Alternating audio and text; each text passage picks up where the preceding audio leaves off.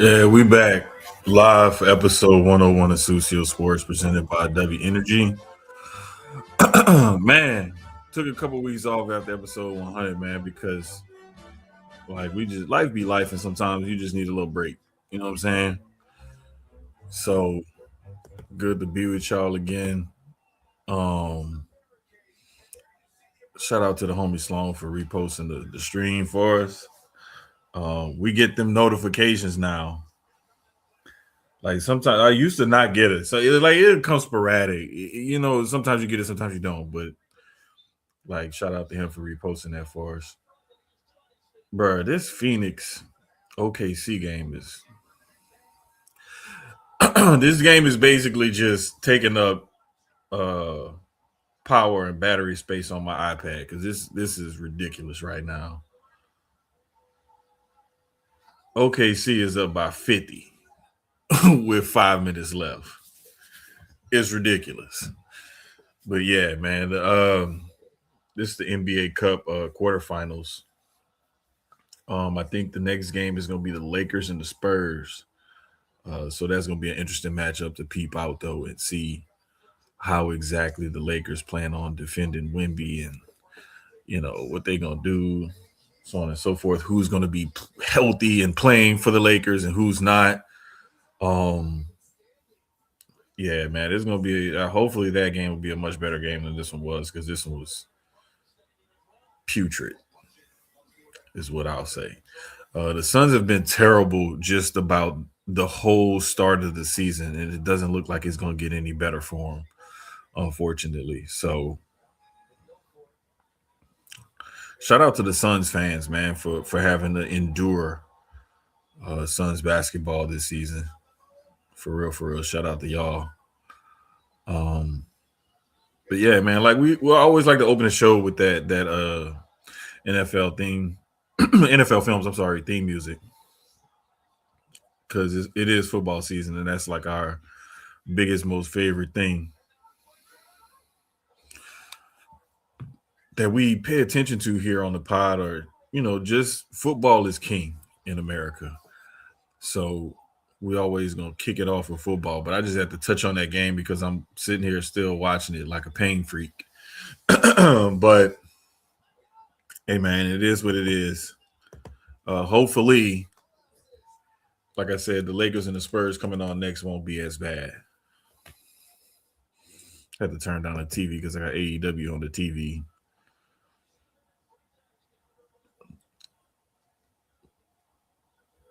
Kyle Fletcher just hit a stupid power bomb on Speedball Mike Bailey, and Speedball already got like welts on his back. So, but anyway, man, yeah. With the NFL,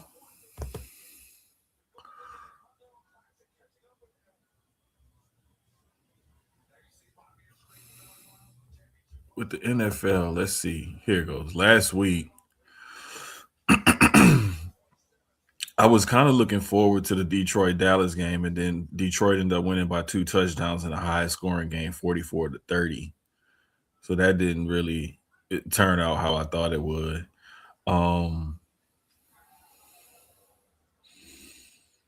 There was another game that I thought was – I forgot to write them down for last week just to keep track of them, even though we didn't do a show or anything. But I know Houston and Kansas City was one that I was looking forward to, because I wanted to see if the Texans could finally get the monkey off their back and beat the Chiefs, number one, but beat them in Kansas City in the cold. And they pretty much punked Patrick Mahomes and the Chiefs. That defense slapped the hell out of them. Slapped him around. I mean, just Patrick Mahomes has never had a game where he's thrown for no touchdowns and 3 interceptions. So that was just, hey, look, bro. That game was one of the games that I was eyeing coming into week 14. I was looking forward to that Thursday night game because both teams they played on Thanksgiving, and then a week later you play on the Thursday night game the week after Thanksgiving. So it's like it gives you a full perfect week. You know what I'm saying? So I was in on top of that, you got those two teams are legit like fighting for playoff spots and stuff. So it has, it had a lot to go on with that. Like that, there was a lot that went into that game, basically. And Lions end up just like saying, hey, we here. We establishing ourselves. So that gave them a leg up in the competition for that final playoff spot. And actually ended up putting the Cowboys like a half game behind the Carolina Panthers because they have that tie. Carolina has 7. They're 7-6. Cowboys are 6-6-1 now. So it did have a little bit of an impact on that final playoff spot in the race. On the Minnesota, yeah. I bet y'all on the Minnesota.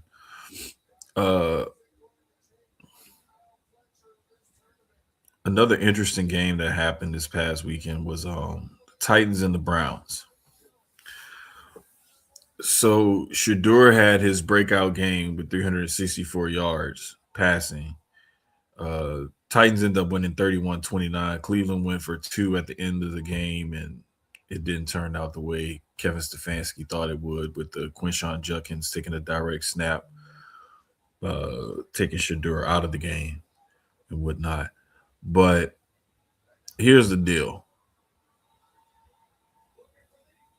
I'm happy that Shadur had a good game. I'm happy that they named him a starter for the rest of the season. Now it's time to go and show and prove. You know what I'm saying? It's time to go show and prove. Because the hype and everything is one thing, but when you actually get a chance to play and you go out there and you actually ball out and you look good and you show certain things that you're capable of, certain skills and whatnot, I'm all for that. What I'm not for is you shit the bed and then people blindly defend you, or you look average and people, make it more than what it is. I'm not for the blind hype. Um, a lot of the times, yeah, that 2-point play, it wasn't a great call. And I mean, like Shadur even said it himself, they not gonna call that play unless they've successfully run it in practice. You know what I'm saying? What up, Dre? Um, so they're not gonna call that play unless they successfully run it already in practice. So that's number one. So we don't have to we can put that away as an excuse right there. The thing is, Judkins was supposed to pitch or hand off the ball and he didn't. And that totally screwed everything up. That was on him. But it was on the coach putting him in that position. Even though, that's something that you've run successfully in practice and it worked and y'all felt good about it. So y'all put it in the game plan and everything. It just there had to have been a better play than that. Had to. But I digress. Again, like I was saying, the love that Shadur gets, I'm all for it.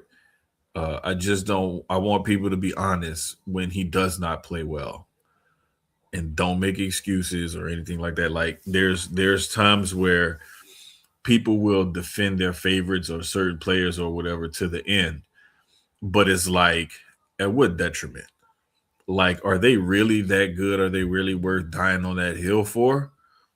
Or are you just going a little bit above and beyond because you have more of a personal interest in that person being successful? Hey, that's you. Oh no, you don't need to worry about the all 22. Because on that play, had he pitched it, that runner also had somebody out lead blocking for him that was pulling.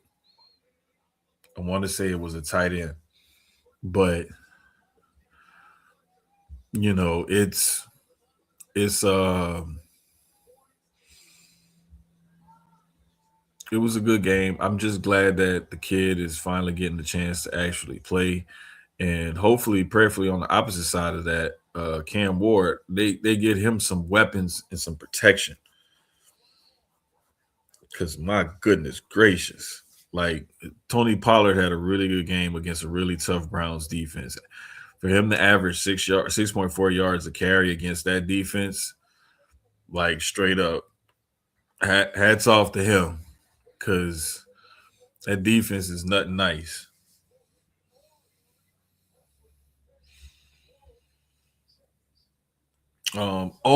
The Pittsburgh Baltimore game. I knew it was another one. Listen, that was a touchdown catch by Likely. That was a touchdown catch by Likely, in my opinion. I mean, three moves and the third move resulted in the ball coming out or whatever, and then you're gonna say it's not a touchdown. Like, come on, man. Like, that's, to me, that's just a bunch of bullshit. I don't like it. I think that was definitely a catch. That was a touchdown and should have been ruled as such. Um, because if he caught the ball, he was running towards the end zone.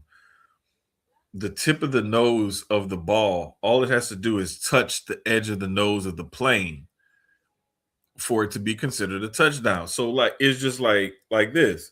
Okay, boom, touchdown. It don't have to be here or all the way. The ball has to cross all the way over, or like no, it just boom right there, touchdown. So why is if a player is catching the ball in the end zone?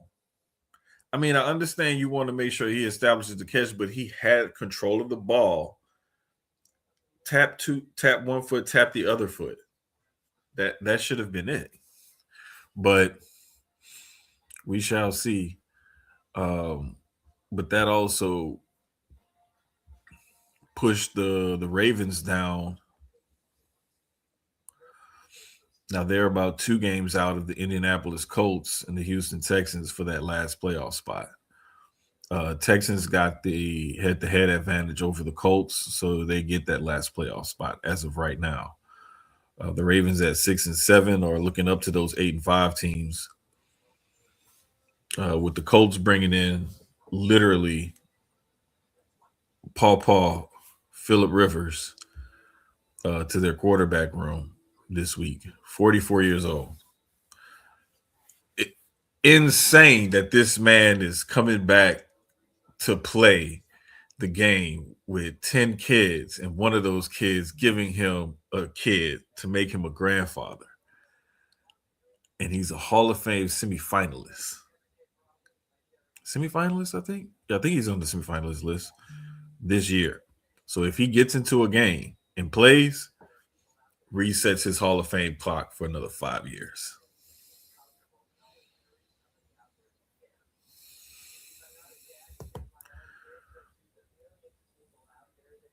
Kelsey is ass. That was a touchdown. Philip Rivers is fit to do. Hey man, Kelsey is one of those examples of somebody whose play just totally fell off.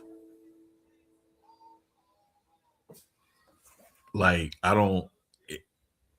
He started to kind of fall off, or wasn't as relied upon the last year or so. Like last year was kind of tough for him,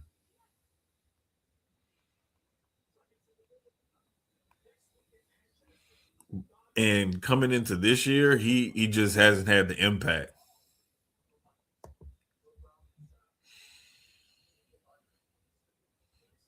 Yeah, Rivers is back, dog. Rivers is actually back. Speaking of being back, Welcome back. Welcome back. Welcome back. Hey guys, what's up? can y'all hear me? I could barely hear you. All right, can you hear me now? Yeah, Am I still low? Oh. Jesus. Better with the Jesus. mic. Much better. Ooh. Ooh. Need a haircut, guys. I'm sorry. Nigga, hoodie keys is back for real. I can't tell y'all what's under this motherfucker. Hey, dog. Sheesh. Listen, I So, know. guys, it's been a few weeks, man. How y'all doing? Y'all good? Everybody good, man. Everybody got love.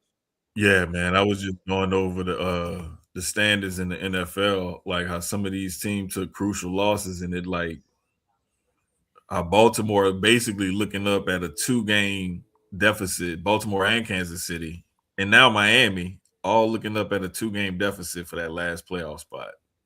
Hey, man. Baltimore. If Baltimore win the division, which is very possible. Dre, what up, my dude? I'm good, bro. I'm love, man. It's been a rough couple weeks, man. Hey, man, you know what? That's what we not doing. We not coming back starting with that shit. And Monday didn't happen. Also, just want to put that out there. Hey Zay, man, that Zay game, also I'm missed not time. gonna lie, that was one game I was like looking forward to, and then I'm like I It was was good. working. It It was was very just good, but like I shit, was just like that. literally, It was not the game I was expecting from them two teams. I'll say it like that. I don't. It wasn't. It was bad, but it won't bad. It was very competitive, and then at that very end, it was just like,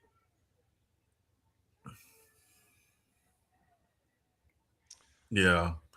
It's sometimes it be games like that, man, that just like you weren't expecting that game to turn out like that. Like that Cleveland Tennessee game I was just talking about. I wasn't expecting that game to turn out like that either. really? No, bro.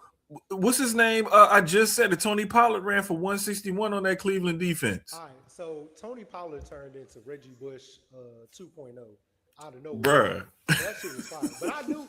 I'm gonna tell you why I knew it was gonna be a good game because of the two quarterbacks. I'm gonna tell you, and you should know why because we talked about this Mm-hmm. going into the draft last year, and all of last year, like during college, was the two of them are so competitive with each other. Mm-hmm. I knew this was the first time they get to play each other on the big stage now, which is what they wanted. And I knew it would be competitive between the two of them. Damn, the rest of the team, the two of them are gonna put on a show, and they did. If you want to be honest, both. If you look at both of their stats, like they both played really well. Shador had that one pass, that one interception that was just, you know what I mean? He's young, he a rookie. I like that though. To be honest, I would rather my I know my quarterback period is not gonna have a perfect game. Hell, look at mine. Had 5 turnovers. He had a fumble and an interception in the same play. How does that happen? But Bruh. That was outside some of that, insane shit. that was. But outside of the one interception that he threw, he Uh-huh. damn near had a flawless game against Tennessee. You know what I mean? Like that wasn't even his fault that they lost. Like in my opinion, that loss was not on him at all. It was really on the coaching staff and on the defense, honestly. But I think him and Cam played great games. I honestly think he outplayed Cam in that game. If you want to be honest, Oh yeah, I definitely think he outplayed him. I'm having trouble hearing That's you. for sure. I think so. Cause like Shadur had 3 touchdowns, Cam had two, but I mean Cam only completed 50% of his passes. That's why. I turned the wrong thing down. Am I louder now? Yes. Okay, I had that mic turned down. Yeah, but That tells you how long I ain't been here, cause nigga, I can't even work the mic. That's crazy. Pause. I But mean ooh, Shadur only pause. completed about Shit. 55% of his passes, but it was just like they with him connecting on bigger plays and throwing for more yards and more touchdowns, that's what really did it for him. And the crazy thing is, the difference with him and Gabriel, and maybe it's just because the team believes in Shador, and you can see it in the offseason. Like, while some people weren't excited that he got drafted, there were damn near the whole team that was excited about him. When you got defensive players that are excited about what you draft on offense, like you see Miles Garrett is excited about that young man at quarterback. Mm-hmm. Um, You can, and then it's the young pieces that they have too. They have a young running back in Quinshawn Judkins, who's a rookie. You got a Mm-hmm. young Jerry Judy is still young. Um, Well, another your wide thing too, receiver room is young. Your tight Shador can ends push the ball down the field further than Dylan than Gabriel Gabriel. can. Mm-hmm.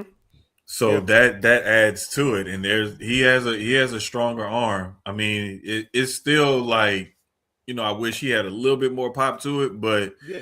he got a little bit more arm talent And than he Dylan moves Gabriel well. does. He Yeah, moves and it well makes out a of the difference. pocket. Yeah. Um, I think the only thing that's going to be the problem now is right. He's the starter for the rest of the season, which is perfectly okay. They got Deshaun coming back. That's where the issue comes in because is he? I know he is okay sitting being number two because he Hmm. clearly should be number two behind Deshaun. That's still Deshaun's team, and I still think the team looks way better with Deshaun at the helm. Um, Man, I that's if think that should dude even can come back and know how to play fucking football. you know what's crazy, bro? And I said this to somebody. He went from being one of the best QBs statistically in the league when he was with Houston. Then everything, like the bottom fell out and everything happened. And I try to tell everybody. I was talking to somebody about it, and they were like, they don't get it. I'm like, bro, that type of stuff going on can mentally, like once it comes Hmm. out, I'll say that once it comes out and it's in the media and it's out Hmm. there and the scrutiny and all this and that, Hmm. um, it mentally can mess with you. You know what I mean? Like, not everybody's Kobe. Not everybody can fly to Colorado, go to court, sit there through all of that, and then come back and drop 50 points in the game. You know what I mean? Like that's not everybody's mentally tough for stuff like that, and it's taking a huge toll on him. Then he's gone through the injuries now. He may not be the same person, but I still think Deshaun at 65% is probably better than a lot of what they've had. So Hmm. It's gonna be interesting to see how they handle quarterback going into next season. Stefanski It's gonna be should be real. fired. It's gonna be interesting to see how that is, bro. Let's I put don't a even know pause how. right I don't there. even know why he still has a job. That's just Let me. let's put a pause right there, cause like the obvious sabotage. Come on, man. The man he gets paid for winning, and he's already sucked since he's been there because the situation has been messed up at the quarterback position since he got there. Okay. So why would he sabotage something that could help him save his job? Please explain that to me. I'm gonna be real, Jermaine, and I've seen you say this. You are the only person who thinks that. Literally everybody feels like this man has been sabotaging and he should have been gone. Like literally, and not just regular people like you and I, and I'm talking about like everybody I've seen on TV, all of the former players on podcasts. Hell, I've even heard Skip say it. I've heard Stephen A. Of course, Unc and them. Like I've heard it everywhere. Yeah, Everybody feels because like they this they man every is everybody want to jump on that train. Like nah. it's I'm some on the it's train like if too. if we gonna say something, I won't say he's sabotaging it. Maybe I that's the wrong say word. yeah. I'm not gonna say he's sabotaging it. I'm gonna say Collusion. like it is like he probably wanted Gabriel, He wanted who he wanted. and somebody else said nah, we still drafting this kid. And so now he's in a situation where he's forced to play him, and it's like, how can you don't know if the play call it makes sense, Dre? Now that 2 point conversion, I don't But they that like I also was been just running. saying They've earlier, been that running two that all season that because they two ran point it with conversion is Gabriel on too. Judkins. That 2 point conversion is on Judkins because he was supposed to pitch it, and when Because he a lot messed of that people up, were that screwed up the saying play. a lot of people were saying they didn't understand why Shador wasn't in that time. But I'm like, if you've been anybody who actually watched the Browns this season, they've been running that a lot. They even ran it with Gabriel when he was at quarterback, where they took him out and tried to run the same play. So it had that had nothing to do with Shador and trying to sabotage him like some people thought it was. That's Mm-hmm. just something Stefanski has been running all season. Like that was, I don't know if that was him or the offensive coordinator's call, but that's literally something they've been running all season. Would I rather have seen Shador in that moment take that chance? Sure. The boy been balling all game. Why not give him a chance to go win the game, or at least get you in a position to go into overtime and win it? But that particular play is something they've done all season. So I wasn't too shocked that they did that. Yeah, I wasn't shocked about it either. It was the fact that he was having a hot game, and so you should ride the hot hand. That was my problem with that 2 point conversion play right there. Yeah, But like what I'm gonna be what I get upset at is like somebody one time said he had a great game. And I was like, huh? He like barely completed 50% of his passes, and it was like I was like, no, bro, that's not a good game. That's not a great game. I think people said that first game was great, but also it was him coming off of barely having time with the first team. The It it, second it, it was game, it was either the first or the second, but I remember the second game was better. he had The like defense 200 just or played horrible. he had like 200 or so passing yards, right? 118 of them passing yards came on 2 plays. Hmm.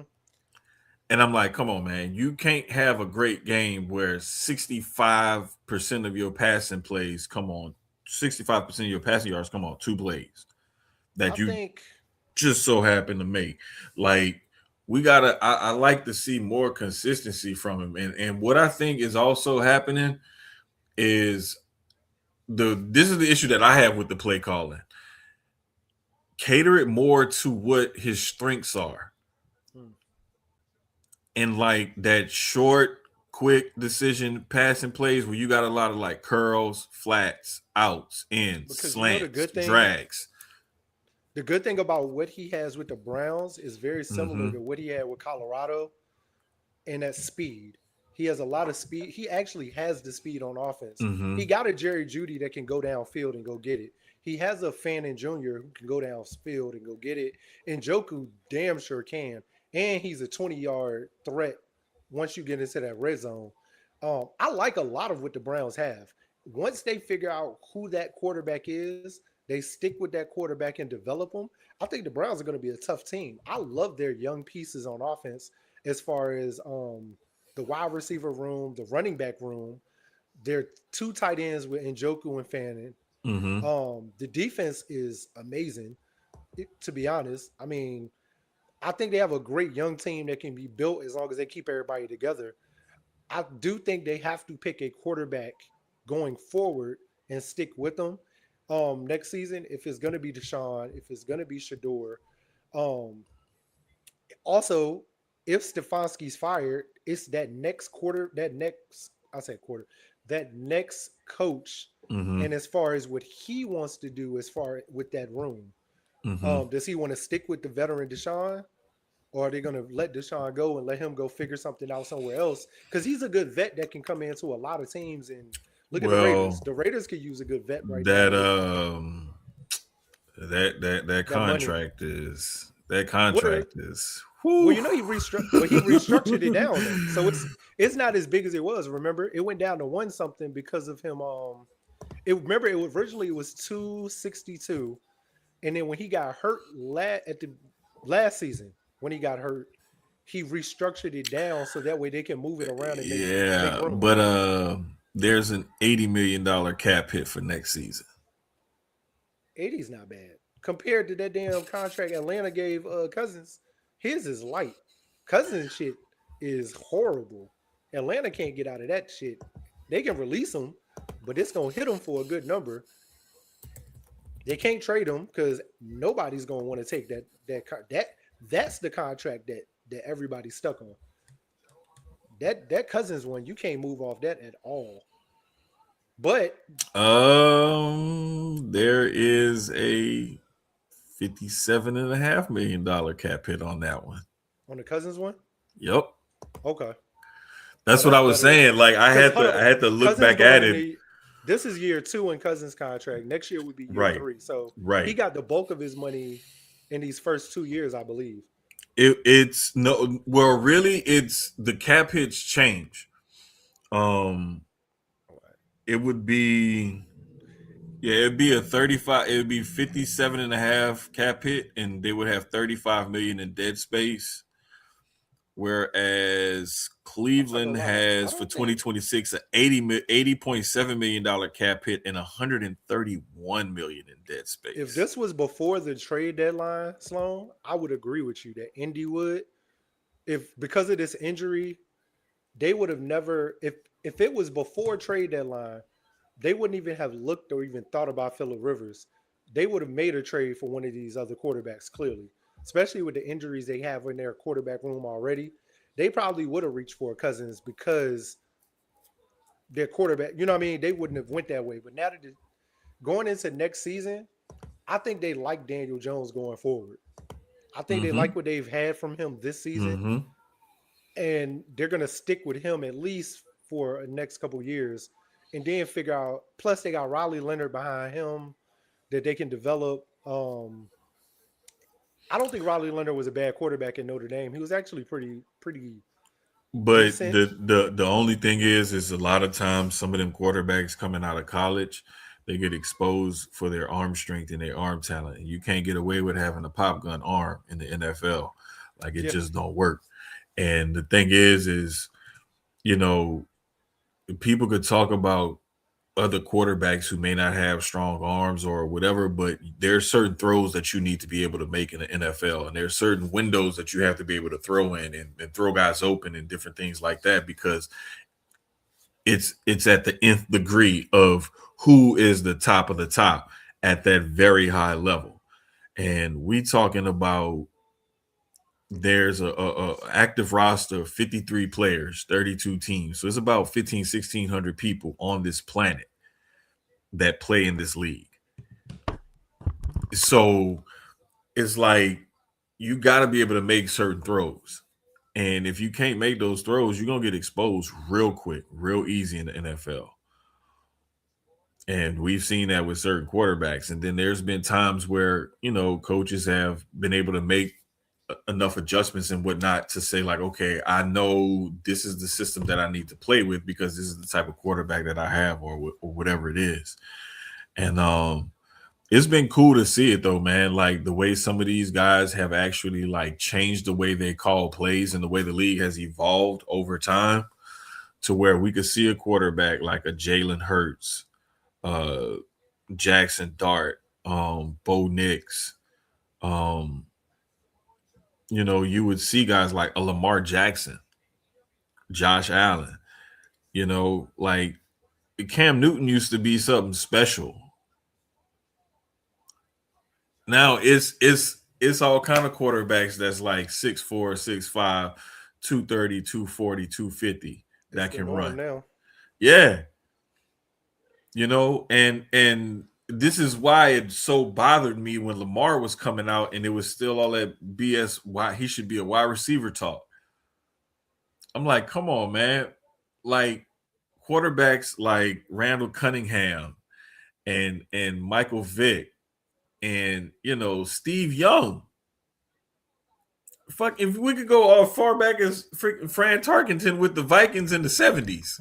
We can Like, go what are back. we talking There about? was I watched that whole black quarterback documentary, and they were talking.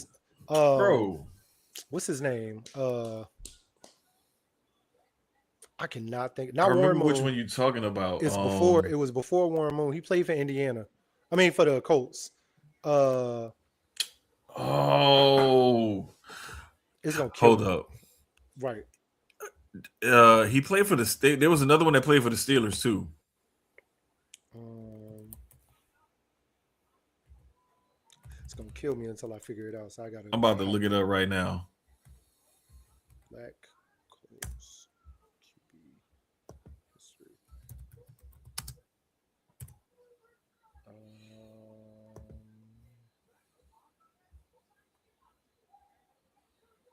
George Taliaferro. Was it him? Telefero. Hold up. Mm, Willie Thrower.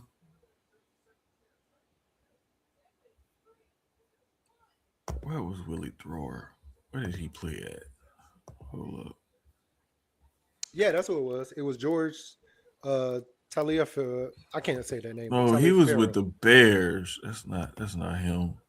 I can't find it. The one I was talking about is him. Is George. Teleferro? Yeah, that's because I Okay. remember they were talking. They when I watched the Prime documentary about the black quarterbacks, Mm-hmm. they talked about him being one of the early pioneers that nobody talks about. As far as Mm. being that dual threat that could run and pass. Yeah. Yeah. Yeah. It was some, bro. It like I just remember growing up, like Doug Flutie, Randall Cunningham, just seeing some of the guys that I saw. Like, I'll be honest with you, like locally, and this is the reason why I be telling Dre he gotta chill out talking about Vance Joseph. Bro, Vance Joseph led his high school team to the state championship game as a 15-year-old sophomore. Bruh, I'm talking about one of the, like, he was just like this super athletic quarterback. And we talk about 1986, 87.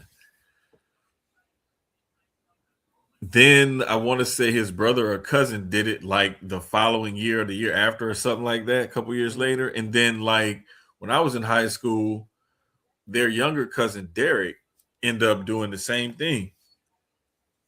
And I remember because I went to Tulane with Derek. Save some time for the Michigan story. Hey, yo, Oh, we are. Oh, don't worry about we it's coming, it's it. coming, bro, it's coming, it's coming. Trust me. He was But too. nah, Bow. hold up. I'm back. Don't worry about it. I'm back. I couldn't Hey, find the fucking button fast enough. bow. I gotta find a way to program that one in here. What about Quincy Carter? Hey, Quincy was. Let me tell you something. I hate that fucking star. Y'all know that. I despise that fucking star. There have been two quarterbacks that wear that star that were, until y'all are playing us, I root for them. Quincy Carter was one of them, and Dak is the other. Because I do like Dak. I love Dak. I Hmm. think Dak is a phenomenal, amazing quarterback. I hate him when we're playing y'all. Other than that, I actually enjoy watching Dak play.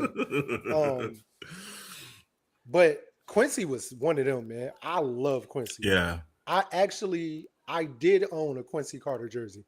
I'll admit that out loud. Uh, Quincy was him though. Like I really was a fan of him. I'm a fan of all black quarterbacks for the most part because there at one point there weren't many of us. Now there's an abundance of us. But Quincy was one of those where I was so proud that he was the quarterback of that team because throughout history, I don't think there ever was one. I'm pretty sure he was the first one. It might have been one before him, but I'm not 100% sure. I'm not. I don't care about Dallas history. But to see a black quarterback at the helm of that team, it was dope to see, and to see Dak do it later, is dope to see also. So, but yeah, I love Quincy. I thought Quincy had an arm, he could move. Um, yeah, Yeah, man. There were some very talented quarterbacks back then that I used to love watching play. And I remember like Steve McNair, Donovan McNabb, Dante Culpepper, guys like oh, that. Dante was my favorite quarterback, bro. Bro, Like like, and to I be love. real with I'm you, gonna be it honest. really I got love started. the. I love the Miami years. Everybody talk about them Viking years Uh-huh. with Moss. Uh-huh. True, if you're a true Culpepper fan, you would them Miami years were actually really fucking good. Like I think they were. I I ain't saying because they didn't win anything. He was still excited. The team was ass. The team, but to watch him, I enjoyed. Hey, the one who Quincy was the really last like jersey I bought. the one who really kicked it off for me, or like made it started making it like possible was Cordell Stewart. I would say Cordell and McNair. Watching them two play, because Yeah. McNair had he was a bigger Cordell was just dope, but Cordell had the legs, he had the arm, he could move out of the pocket. Um, and then the same thing with McNair. McNair had that arm. He was a Mm-hmm. bigger quarterback. He Yep. was if he started to run, he was bowling you over. Bruh. It was watching him play quarterback, and then when they had him and Eddie George on the same team, My God. and you look in the offensive huddle, and like, okay, you see five linemen, Frank Wycheck at tight end. Um, you had what's his name, Derek Mason at wide receiver, and I can't remember the other receiver name or whatever. You see, okay, and it's like, hey, who them two linebacking looking motherfuckers is in the offensive huddle? Oh, that's their quarterback and their running I'm back, talking about sitting like this, bro, with the pads on, like your bruh. quarterback coming like with no neck. Your quarterback 6'2", 240. Your running back 6'3", 240. 250. Like, come on, dog. Like that wasn't fair. Hey, that's Warren Moon and Doug Williams, bro. Yes, for sure. If y'all, I'll Like, say this: if y'all have not watched that Black quarterback documentary on Prime, please do.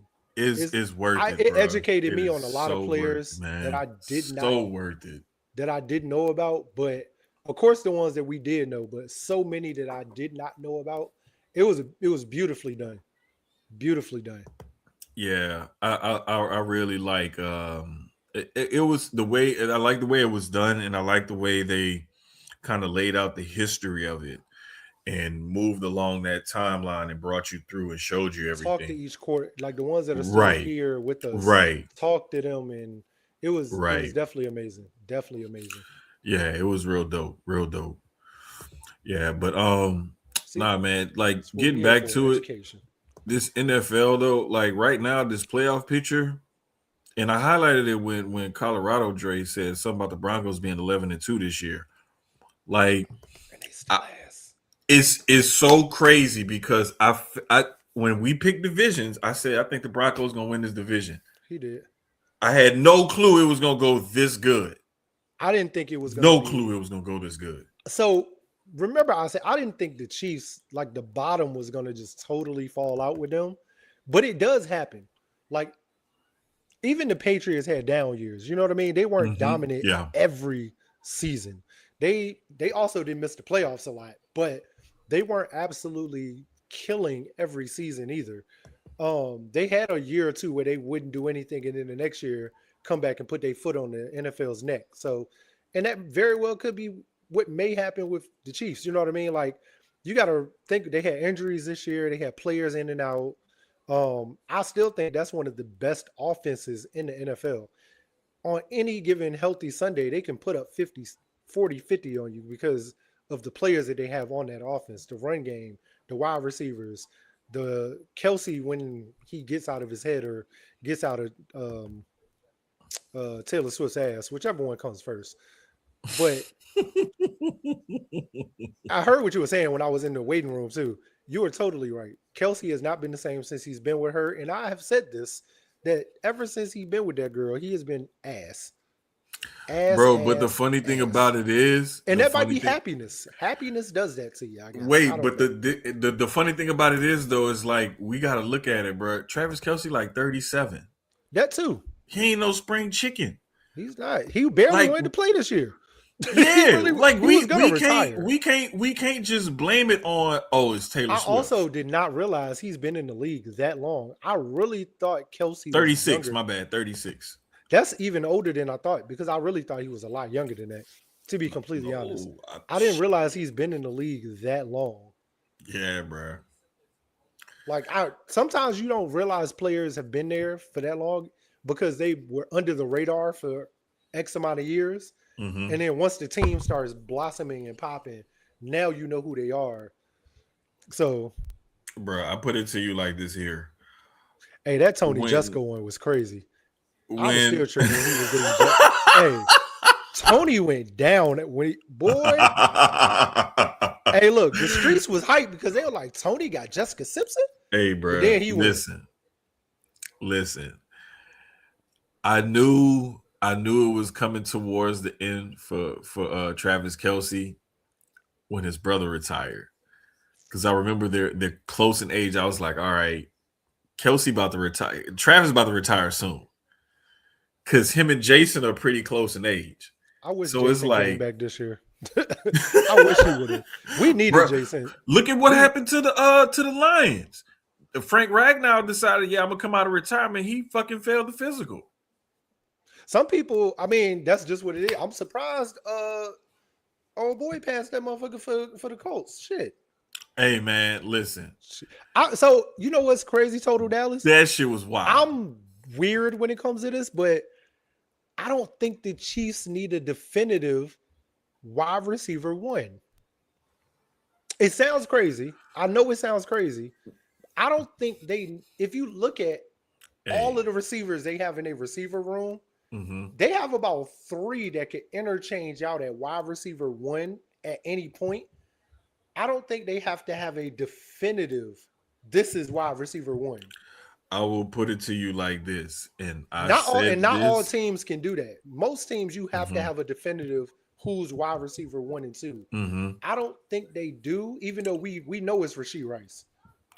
Here's the thing. I said this before, and I'll say it again, and I'll keep saying it. The Chiefs need another big body target Yeah, that they can rely on because Kelsey is no longer that guy. And whether you get it at the tight end spot or the wide receiver spot, they need another got to. big body that they can rely on. In this And draft or free agency, you're it's right. it's got to come from somewhere. I mean, like these other tight ends that they got in the room, like I thought they had a couple of them the last few years that might be able to step up and assume that role or whatever, or start to assume that role at tight end, but they They haven't they do. haven't done it. So they They do just have a haven't done big it. body wide receiver, but and he played great at the beginning of the season when everybody was hurt. And then once everybody came back, he slid because everybody is back and you got to put them back where they were as at the top. It slid him down, but they actually have it in what's the young man? Taylor? I think his last name is Tyquan Thornton, Thornton. I'm sorry, Thornton. Yeah. And he is played great all season while everybody was hurt. Of course, as he was supposed to, he stepped up and assumed the role he was supposed to assume. And then as everybody came back, he slid back because they weren't using him as much because now I got to put Marquise Brown back in because he's healthy. I got to put Rasheed Rice back because now he's back from suspension. Now I got to put, you know what I mean? Everybody was back, so it slid him back and he got lost. Well, the coaches didn't know when and where to use him. I'll say that. It wasn't yeah. on him. It was more on, and I mean, I they don't think they're they missing D Hop because D Hop ain't they doing shit with the Ravens. they Well, I can't got say that. they got they I don't know, bro. They have what they need to succeed. They just like they was just talking about it somewhere I was watching the other Sometimes you can just the have other too many day. riches. They what it is those little plays that lead to the momentum swings and stuff, capitalizing on stuff like that. They haven't been making those plays this year. So like those couple of fourth downs that they missed in that game against the Texans, um, it was what like 2 weeks ago they had another game where they like missed a couple of plays here and there and end up losing the game or whatever. Like in the in the It's been in the shit game like against that. the Eagles earlier this year Yep. when they went 0-2, like they had chances and they missed plays here and A lot there. of their games were like less than 7 point losses. It won't even like big losses. It was Yeah. very close, very like it was a stupid play here, a stupid play there. Mm-hmm. That if that didn't happen or, you know, early on or even late, it would have changed the whole game. So that's why I Yeah. said the Chiefs being what they are right now is crazy.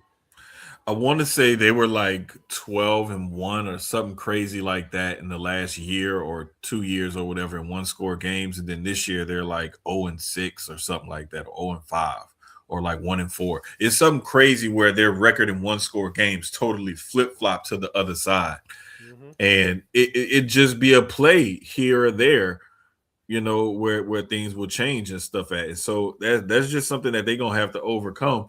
And if they can't figure it out and figure it out fast and get a little help, look like Chiefs gonna end up missing the playoffs this year. Hmm. Um, Which may not be bad for them. Like sometimes you got to get that and for a wake up team like call. them. Yeah, like a team like them Mm-hmm. who's been consistent. Yeah. I think sometimes you get ahead of yourself and you just feel like you just take everybody out. Sometimes you got to get taken out yourself, get that smack in the face to be like, damn, that wake up Mm-hmm. call. And like I said, the Patriots have had it before. And what did they do? Come back and kill in the Super Bowl. So And look, right now they're sitting at 11-2, right with Denver for the best record in the AFC. who is? New England, they're 11-2 also. Listen, that shit is so crazy. That, but that, because if you really think about it, that offense really ain't that. I mean, outside of like the run game is fire with Ramondre and Travion. Mm-hmm. The quarterback play is very consistent and very like a high level in a sense. Defense is playing lights out. It's the switch of the coaching staff and key pieces being added through free agency and draft.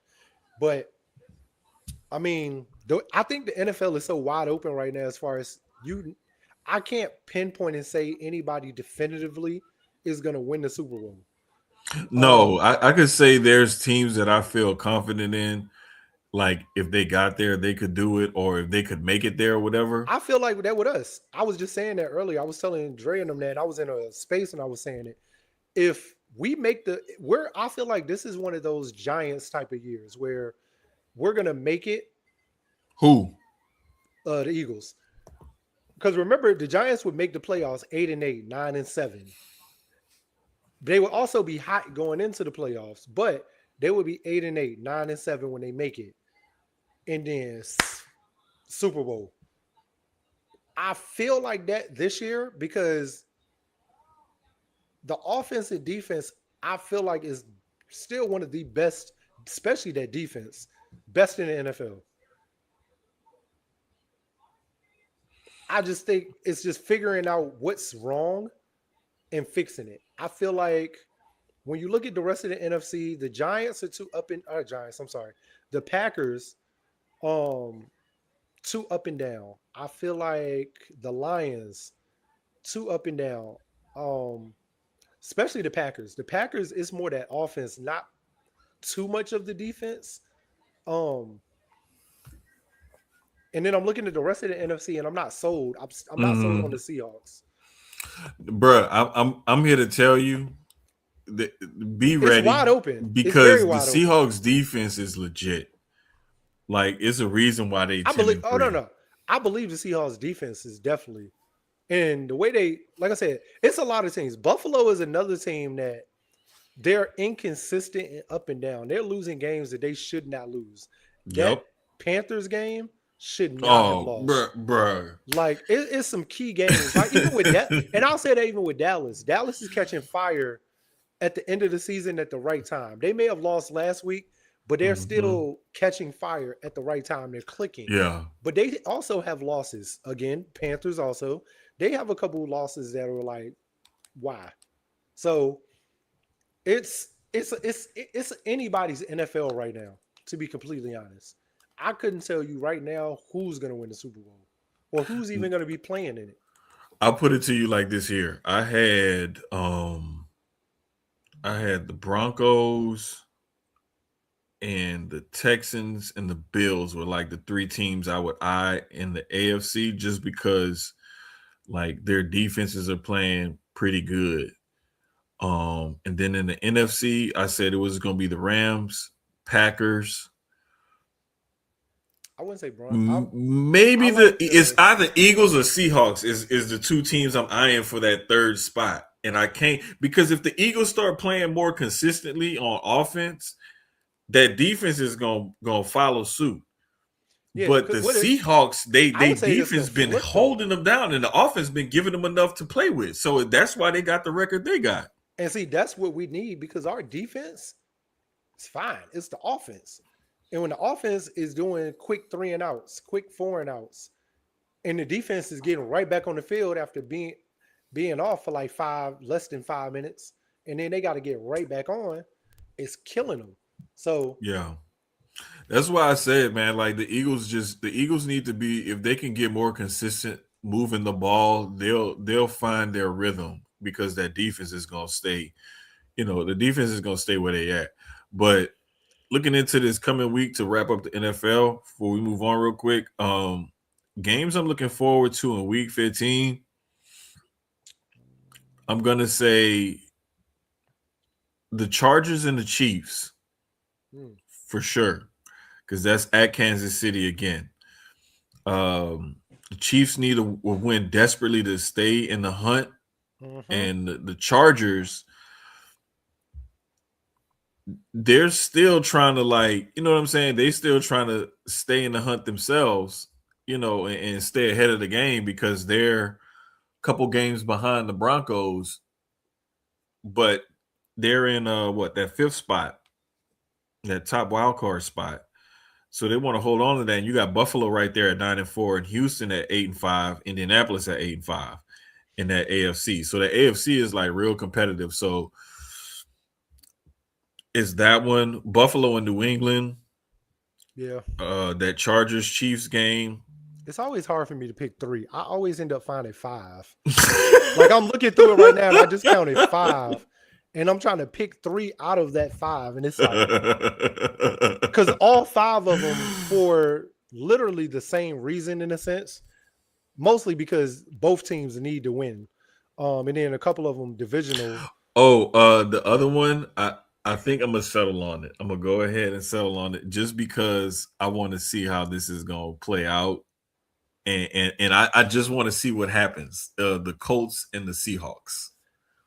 So that might have been number 6 for me because I was looking at that. God damn. No. I was looking at that, but I was like, it's gonna be a game to watch because I want to see how Phillip Rivers plays. Yeah, because it was. I was looking at it. Well, I don't expect him. I don't even know if he's gonna play or not. I don't think he's gonna play this first one. I think he's not gonna play until next week, if anything. Yeah, because So it was really like. Who's the other? Anthony Richardson still got the eye thing, don't he? Give me 1 second. Riley Leonard is dealing with an injury. I thought I seen. Yeah, it was like his knee. I believe it was his knee. I know they said they were going to wait to see if he could go. But Brett Rippon. That's who it was. I don't want to watch that at all. That's who it was. Because look, I was looking at it was either going to be the Colts and the Seahawks, or it was going to be the Packers and the Broncos. And I was like, Packers and Broncos. That's almost a layup. So that's actually, I was going to say that was one of mine that I was looking at. Mm-hmm. Nah, that's not as interesting as I thought it was going to be when I looked at they standing. Okay. Let's see. We're in what, week 15? What the hell happened? Yeah, but it's a lot of it's some more games, like, to be talked about and looked at or whatever. Hold on. Sorry. Switch this back to, okay, let me turn this one off. There we go. I'm trying to switch stuff around on my iPad because I had the game on the iPad, but I wanted to catch something else on the iPad. Okay, where the hell did week 15 go? All right, there we go. God damn. That's crazy. Oh, I think he is Wimby hurt? I think Wimby's hurt. Yeah, I think he's still out for a couple weeks now. Damn, I thought he was gonna be back by now. No. Yeah, but it's Spurs are up by 3 right now. Who they playing? The Lakers. Ah. Oh, well, 4. I'm sorry, because Luka just got called for a tech, and the Spurs hit the tech free throw. So 30-26, 144 left in the first right now. NBA Cup quarterfinals match. It's Okay, been yeah. pretty fun to watch that this year too, because I've been paying closer attention to it than I have previous years.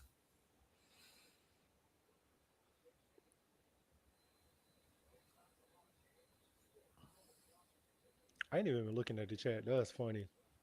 And the tushy is less pushy. Packers Broncos play the under. Make a damn decision. Uh, I actually like the Baltimore Cincinnati one. Oh, hell yeah. That's a Hell yeah. that game is very, for obvious reasons of Hell divisional and yeah.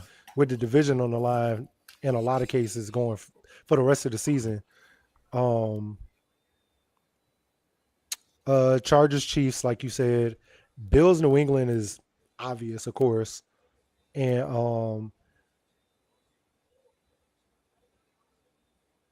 Broncos Denver is obvious. Detroit and the Rams actually every time they play, mostly because of the trade, but like every time they play to see Stafford and them go back and forth, that's always a really good one. So um yeah, those would be my three, I'd say. Hold Other up. than You that, said oh, Bills. I said I Baltimore, Cincinnati. It was Chargers, Chiefs, Bills, New England. I'll stick with those three because, like you said, Green Bay and Denver is a layup win.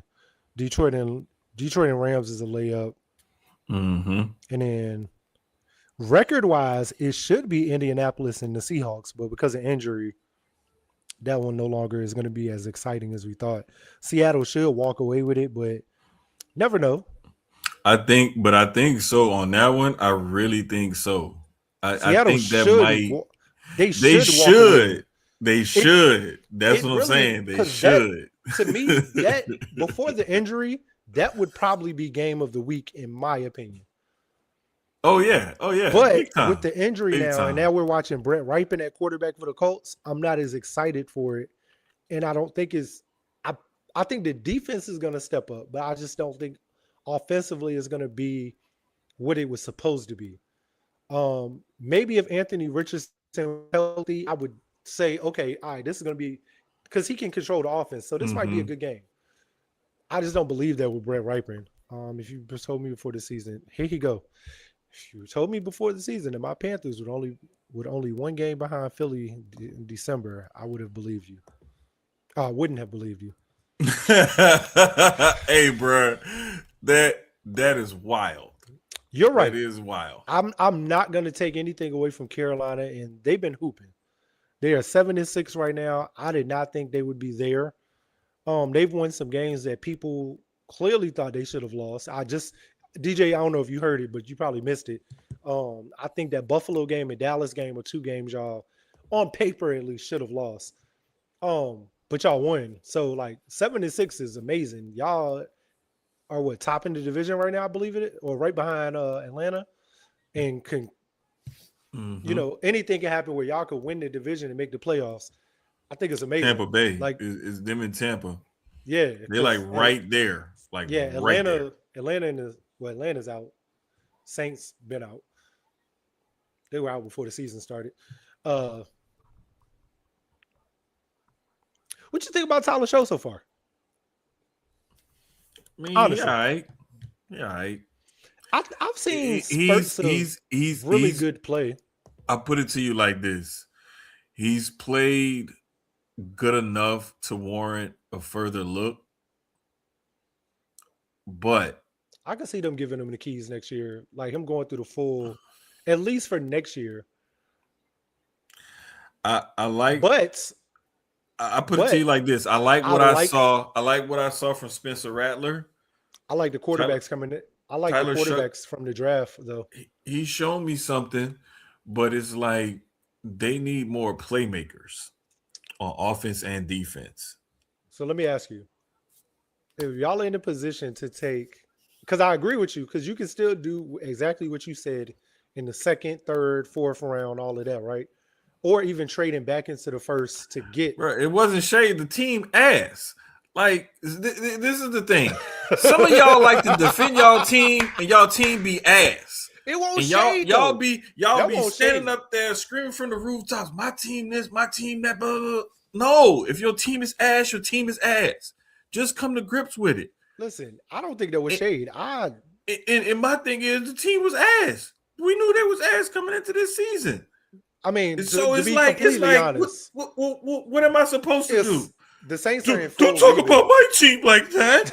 Like they're in full rebuild. Like, what do Man, you grow up. expect? But I will. I'm gonna ask you this, and anybody in the comments, like, because I saw some of you said in the comments when we were talking about Shador, on a post you had posted the other day. But when it comes to the Saints, though, and they might be in the same position as the Browns in a sense, do you stick with what you have in the quarterback room, or if y'all are drafting in that top five, are you taking a serious look at a Moore, a Mendoza if he's still on the board when y'all are picking a Mateer? Because those are the three I'm I gonna put it like. to you like this: for the Saints, when I I look love at the Mendoza Saints, because I think one of them, if not two of them, are going depending on how everybody finishes. If somewhere between y'all, the Jets, and the Raiders, for the most part, are taking one of those three, or I think those three are going to you guys more than anybody else. I don't think the Browns are going to take another quarterback. They would be stupid if they did. With the quarterback turmoil they already have, I wouldn't add any other young quarterback to that and mentally fuck them or mentally fuck up the right quarterbacks that now, you what we're already looking have. at in the NFL draft, the Giants are one, the Raiders are two, Titans are Giants, third, they're not taking a Cleveland is quarterback. fourth, They're and not Saints are taking one. fifth. So y'all would take one, and so would the Raiders. The other three teams, I don't see them Who personally. would take one? Y'all in the Raiders. The I Saints would, and the Raiders? yeah, I would. At least from Mm. what I see, they like Tyler Show, so maybe they wouldn't. I think the quarterback draft this year is better than last year, in my opinion. Um, and that's still iffy if Archie's going to come out or if Archie's going to stay. And I think he should stay. I think he had a rocky season, and I think he needs that extra year of college. Um, but I like Mendoza. I like Mateer. I think Mateer is the best out of all of them. His health is a problem. Um, but Mendoza and Moore, uh, and I like Drew Alar. Another But I thing think too with Drew Mateer is Alar is like a third round. the biggest thing to me with quarterbacks like Mateer is being able to play on schedule. And a lot of the times these quarterbacks coming out of college, they don't always have that. And they don't always, they have to like do they have to do those like running around and find somebody open and then throw it type of plays because that's what they used to. But I Does he mean, you got remind? guys Does like Ty Matera? Simpson, I Dante forgot about Moore, Ty. Lenore Sellers You also know what's coming out crazy? too. Okay, so I forgot about Ty Simpson because Ty actually, sorry, Ty Simpson, Moore, Mendoza, Mateer are my top four. Mateer reminds me a lot of Bo Nix. And I Bo Nix, they were saying people remind I him was of Jalen Hurts. I was high on Bo Nix. I told y'all. And I have not been wrong about Bo Nix. I ain't been wrong about a lot. I just want to put that out there. Well, no, no, no, But no. I'm sorry. Jackson Dart was the one they was comparing to Jalen Hurts. My bad. I wasn't, and I won't wrong about Dart either. I kept telling Yeah. everybody, watch for Dart. I Hmm. like Dart way more than I like Shador last year in Well, college. and here was the thing, and people was telling us, "Oh, why y'all did it?" It's because like Shadur will hold on to the ball too If long. I'm the Giants, I trade down unless I'm gonna grab an O lineman. Well, Unless I'm grabbing one of those top O linemen, I would trade back a couple spots. Like let's say a Saints, hypothetically, let's say at 5, the Saints are like, I want to move up to 1 because they really love like Mendoza or something like that. If I'm the Giants, I entertain that trade because I can still get my player at 5, maybe, because the Browns could take an O lineman. They should. Um, who else? The Giants could take a O. I mean, I it's a lot mean, of there's The Titans clearly need to take an O lineman. they They but also they need to they take wide could receiver they could entertain a bunch of stuff for a potential trade down. But here's the thing: the Titans too. I do mean, it we just entertain a trade down, or do we control the draft and take who we want at that number one pick, knowing that you know what I'm saying? because with the Giants, they don't need the quarterback. Their quarterback room's good now. Their running back room's great. I think they do need to draft another receiver to go with Neighbors, but I love the fact that when people went down, they had a lot of the Giants really had a lot of next man up as far as play. They still lost a lot of games, don't get me wrong. Mm-hmm. But when you watch their offense, especially once Jackson Dart came in, their offense was so electric. It was high powered, it was running. I like the young pieces that they have. Could they go out and get like a Carnell Tate or I'm trying to think who else is coming out this year The at kid from receiver. Arizona State, Oh Tyson. yeah, I love Tyson. I like him, Carnell Tate, and it's that other boy. He was in it's They Oregon have State they have one from or is it Bama, Washington State? Bernard from Bama, Him too. I like him. and who is It's a this? lot of Hold on, let me just go to the wide receiver list. so I don't it's a even know lot why of I'm playing around. interesting, like you just said, it's a lot of interesting ways the Giants can go with that. They can take who they want. They could also let somebody else move up. They could get extra picks. You know what I mean? It's so many different ways you can look at it and move with it. Mm-hmm. Um, I wouldn't move back too far though. If I'm them and I'm at number one, the furthest I would go back is maybe six. Nothing past six. Um, Yeah, it's gonna be interesting to look at the draft and see how all that's gonna play out and what teams gonna do and stuff. But one thing that I do know coming up, like these last four games that teams are playing and the playoff positioning and everything, as a Miami it's fan, I'm not sold on Carson Beck, and I don't like to speak his name anymore. Fuck him. He came in and ruined my team. All right. it's You gonna know what's be funny? it's Dre gonna told be me that interesting too. to see how all Dre this said that plays in out. Dre said that in the offseason. He said Carson Beck is gonna fuck y'all. I was like, nah, look, man, look at it's Miami, man. Look at our team. The team we got, the O line, the defense, the wide receivers, the running back. That man But came in and fucked us. no, he didn't. You see, you hate Carson Beck. Your No, I hate for don't hate him. Carson Beck. No, no, no. I have no hate for him because I didn't give a fuck about him. I don't care about Georgia. I don't care about Georgia enough to hate Georgia. So I didn't give a damn about Carson Beck. I was like, okay, Cam is gone. Are we developing somebody that's already in the room? Or are we going after one of these quarterbacks that hit the portal? It was him. It was what's the old boy that went to Colorado from Liberty? Oh, I can't remember his name. He I seen somewhere he said he didn't I don't I don't know how true it was that it was said, but he regretted the decision of going to Colorado. I didn't think he should have went there. Personally, that's just me. I Everybody wants to be around Dion and it looks good and it smells good and it sounds good, but it ain't been good. It won't good with his sons there. Y'all thought it was gonna be better with them gone? Bro, Carson Beck has like quietly had a pretty decent season. No, he's just made stupid throws and stupid mistakes that cost us games. It's been in For is and look, it was in because remember earlier in Louisville, the season I was talking about it Louisville. how That one pissed me off so bad. um how I said remember because last year We are in the playoffs. You are right, Cam used to DJ. do the same thing with Miami. He would throw them out of games Yes. and then throw them back into a game. Uh huh. And Beck it's has still almost done similarly, but he's it's still something about like Cam. But you know navigated the them thing to a about 10 and Cam 2 though record.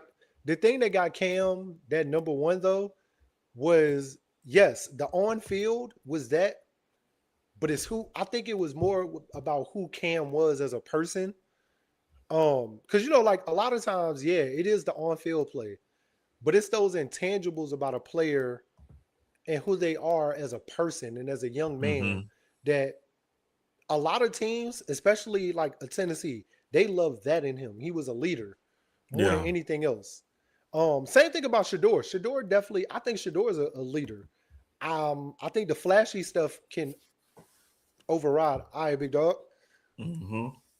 Um, and I think Beck is a leader. I think Beck is a clear leader. Like the Yeah. offense gets around him, and like you just said, DJ, we made the playoffs. We're in there. I'm not shocked we're in there because a lot of people felt like, well, damn, Duke won the ACC. Yeah, but look at the record. Like Miami got in because at the end of the day, we know how it goes. It's money. I really feel bad for fucking JMU. I'm so happy for them boys, and Oh, for sure. hometown. I'm very happy for them. I don't want For to rain on sure. their parade. Uh, I don't know anybody at JMU, so I don't know if this pot will ever hit them. I hope it does. Hey, go JMU, hometown. But they gonna get their ass whooped. Oregon is gonna fuck them up.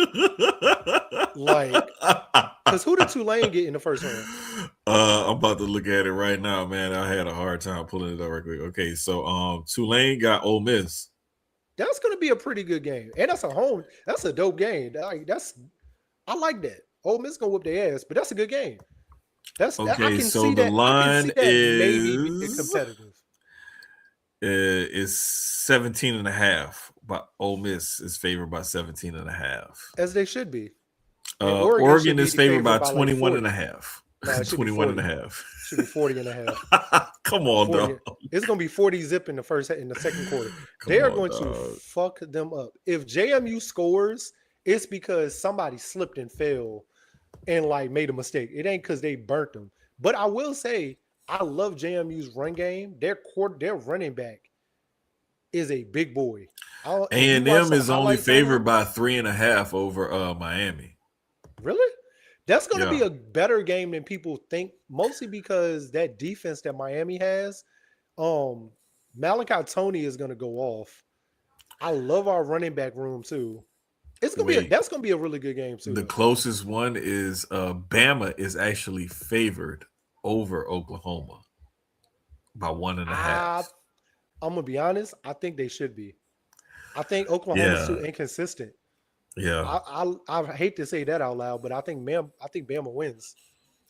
And see, here's the thing: when you got, Mateer can do his thing or whatever, and he's more known for playing off schedule and scrambling, and his scrambling yards and stuff is what really get. But when you got 12 touchdowns and 10 picks on the season, that's Yeah, not good.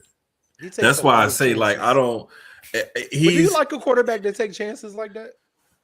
no. I don't I'd think I'm. rather have a. I'd rather have a quarterback that's not going to turn the ball over as much. Like I need if you're gonna. I put it to you like this: if I would rather him take chances and get that and have those kind of turnovers, or would I rather him dial it back a little bit and like be a little bit more safe? I'd rather him be more safe because I'd rather you give the other team less chances with the football and take better care of the football when you do have it than for you to take chances and keep giving the other team the Yeah, ball. because it's kind of like Jameis that last year in Tampa. Like while he had a record-setting season, good and bad, Mm-hmm. it's like it was so tough because a lot of those interceptions were not on Jameis at all, but they were still interceptions on that hit his stats. Well, the thing was And it was was like like, in but he Bruce threw for what Arians. 4,500 yards that No, he season. threw for 5 grand. He had Oh, like five five. thousand yards, 30-30. The thing It's is, in Bruce crazy. Arians' offenses is notorious for those long 5 steps, 7 step drops, deep crosses, deep routes down the field and stuff like that. Like Ben Roethlisberger has had to deal with it. Andrew Luck had to deal with it. Carson Wentz had to deal with it. I mean, Carson Palmer had to deal with it in Mm, Arizona. Like that's Bruce Arians' offense. That's the way it is. So you have to know, like in that offense, that's what you're gonna be going through. That's what you're gonna be dealing with. Be smarter with the ball. You know what I'm saying? So Jameis was just one of them guys where he would just take chances. But Jameis also ended up having a LASIK surgery to correct his vision too. mm-hmm. So that could have helped him. Who knows? But I mean, when you And get that's in what I certain said. offenses, Record-setting, good and bad. It was like, exactly. When you get in certain offenses, you just never know. That Tulane Ole Miss game is going to be interesting for the fact that I believe when they played earlier this year, Ole Miss won by 5 touchdowns. Yeah, Mm. 35-10. So that's a rematch actually of a game that was played earlier this year. Whereas the rest of the games, they're, fresh matchups. So it's gonna be interesting. I think the best one to me, the one that I'm most interested in seeing is that Miami A&M game. Yeah, I'm gonna like that one. I'm gonna like that one a lot. I think that's gonna be the one that I'm most interested in because I think the Oklahoma Alabama game is gonna be tight, but I think Alabama is gonna eventually pull away with that game. I think Tulane is gonna put up a better fight against Ole Miss, but they eventually gonna get folded. Ole Miss Georgia And is gonna be a very good who? game. Ole Miss Ole Miss is gonna beat Tulane, so I'm thinking ahead. Ole Miss Georgia. I said I'm gonna like that Oh, game. I'm gonna like that one. yeah. That winner of Miami and Texas against Ohio State is gonna be, for the most part. I mean, if everybody wins, I don't. I like Indiana a lot. I think this, other than that Ohio State game, which they won, I think whoever they play in that next round between Alabama, Oklahoma is going to be a good test for them. Also, Texas Tech is going to get a real good test against Oregon. Uh, yeah, those next round games are going to be pretty fire too. Depending on who wins in certain games.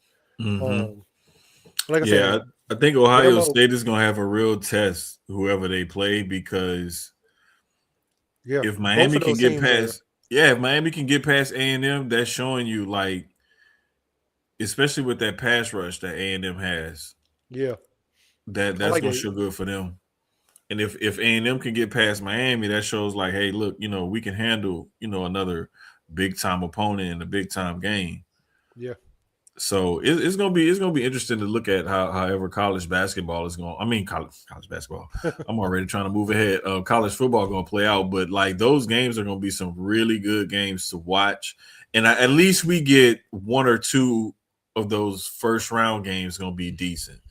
The Alabama Oklahoma and then the Miami A&M game because I'm kind of with you on those other two. Like even though I went to Tulane and I got friends that are alumni and stuff like that, like I don't.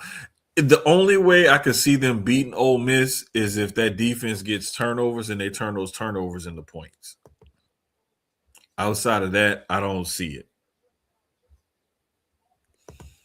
But what I do see is the Lakers are now down by 16 damn, with 7 minutes before the half. shit, Um, yeah, bro, it's been kind of it's been one of those seasons, man, where like you look at what's going on around the league and you really can't believe like some things are like okay that I can see that like what OKC is doing starting the year 24-1. Okay, I can see that. hmm I can even see where the Lakers are. The Nuggets, of course, are still a great team. The Rockets have KD. The Spurs have Wemby and Castle and Gang. And okay, I can see some of that. Minnesota has Ant. Bruh, I need to see the people who thought the Detroit Pistons were going to be the number one team in the East with 2 weeks before Christmas. I need you to stand up and give yourselves a round of applause if you called that. Stop it. Stop. You said they was gonna be good. I don't remember you saying they was gonna be this damn good. hey brother, Cause you've been a fan. You have been a fan of Cade Cunningham. I will say that. I, I, I'm not shocked. I'll say that. I'm definitely not shocked. Cade has been balling the fuck out Mm-hmm. consistently. He's won Mm-hmm. me a couple dollars this season. He's he been he's won it. Him and Duran. I'm just like no funny. Him and Duran are like two that I consistently, if I put them for certain numbers, they hit it Mm-hmm. every night. Um, they just been playing really good ball. I still think they need even at number one. I'm looking at their team and they still need to make. I think they got to move Tobias Harris. He's that piece that can move. He's a good vet. He's at that vet stage now. But I Bro. I think Tobias is the piece Hold that up, let has me to see if I move can find it. for. I don't know if it's more guard play or more big man, but I know Tobias is what they need to move for more depth. Um, you think he should stay? No, maybe. No, it was a No, I was looking at what DJ said. I'm sorry. oh no, it was an article that I believe it was Bleacher Report put out. You're I'm right looking though, for because it right now. what other vet do they have there other than Tobias? Tobias actually, you're right. Tobias may not be the piece to move because you can't. You lose. I feel you lose the vet, it might go down. It might. I'm not saying he's what's holding it together, but we don't know behind the scenes. But um, let me look at the standings. Is Houston what you thought they would be with adding KD, or is it one of those? And I seen somebody say it. I forgot who it was, but they were saying that when KD comes to town, you lose so much that the team is not going to be what it's supposed to be because you give up so much to get him, like Phoenix did. Oh no, they're legit. They balling. Like Houston. the crazy thing about it is their defense is still pretty good. Their defense is still really good. Their offense has gotten way more consistent and way more efficient. Are we talking about And the Pistons or are you talking about Houston? the Houston, Oh, okay, okay. Houston. Like with the Pistons, what I've seen really, it was like they made that ascent from like, all right, we bottom of the barrel. We trying to fight for a playoff spot. All right, we in the playoffs, but we out in the first round. Now we've taken that next step to like, all right, we about to claim that. Like they've slowly like gone up every year, and they've slowly improved. And with the way like they've built around Cunningham and Jalen Duren, Tobias Harris is one of those guys. I think him and I want to say Duncan Robinson maybe too. Their shooter. They may end up having to give them up if they want something big back in return because you know So with the salary Duncan, matching, you got they're to gonna do have something. to. The crazy part is, I love the Duncan Robinson pickup, but he's also that piece that's got to move. Mm-hmm. So it's like, because I look at that like with the Lakers too. I feel like we're eventually gonna have to move Connect and Rui because we need more bench depth. We're gonna have to give up Connect. We're gonna have to give up Rui, and we may have to give up what's his name? No, I think it's really just Connect Rui. Maybe Vandy.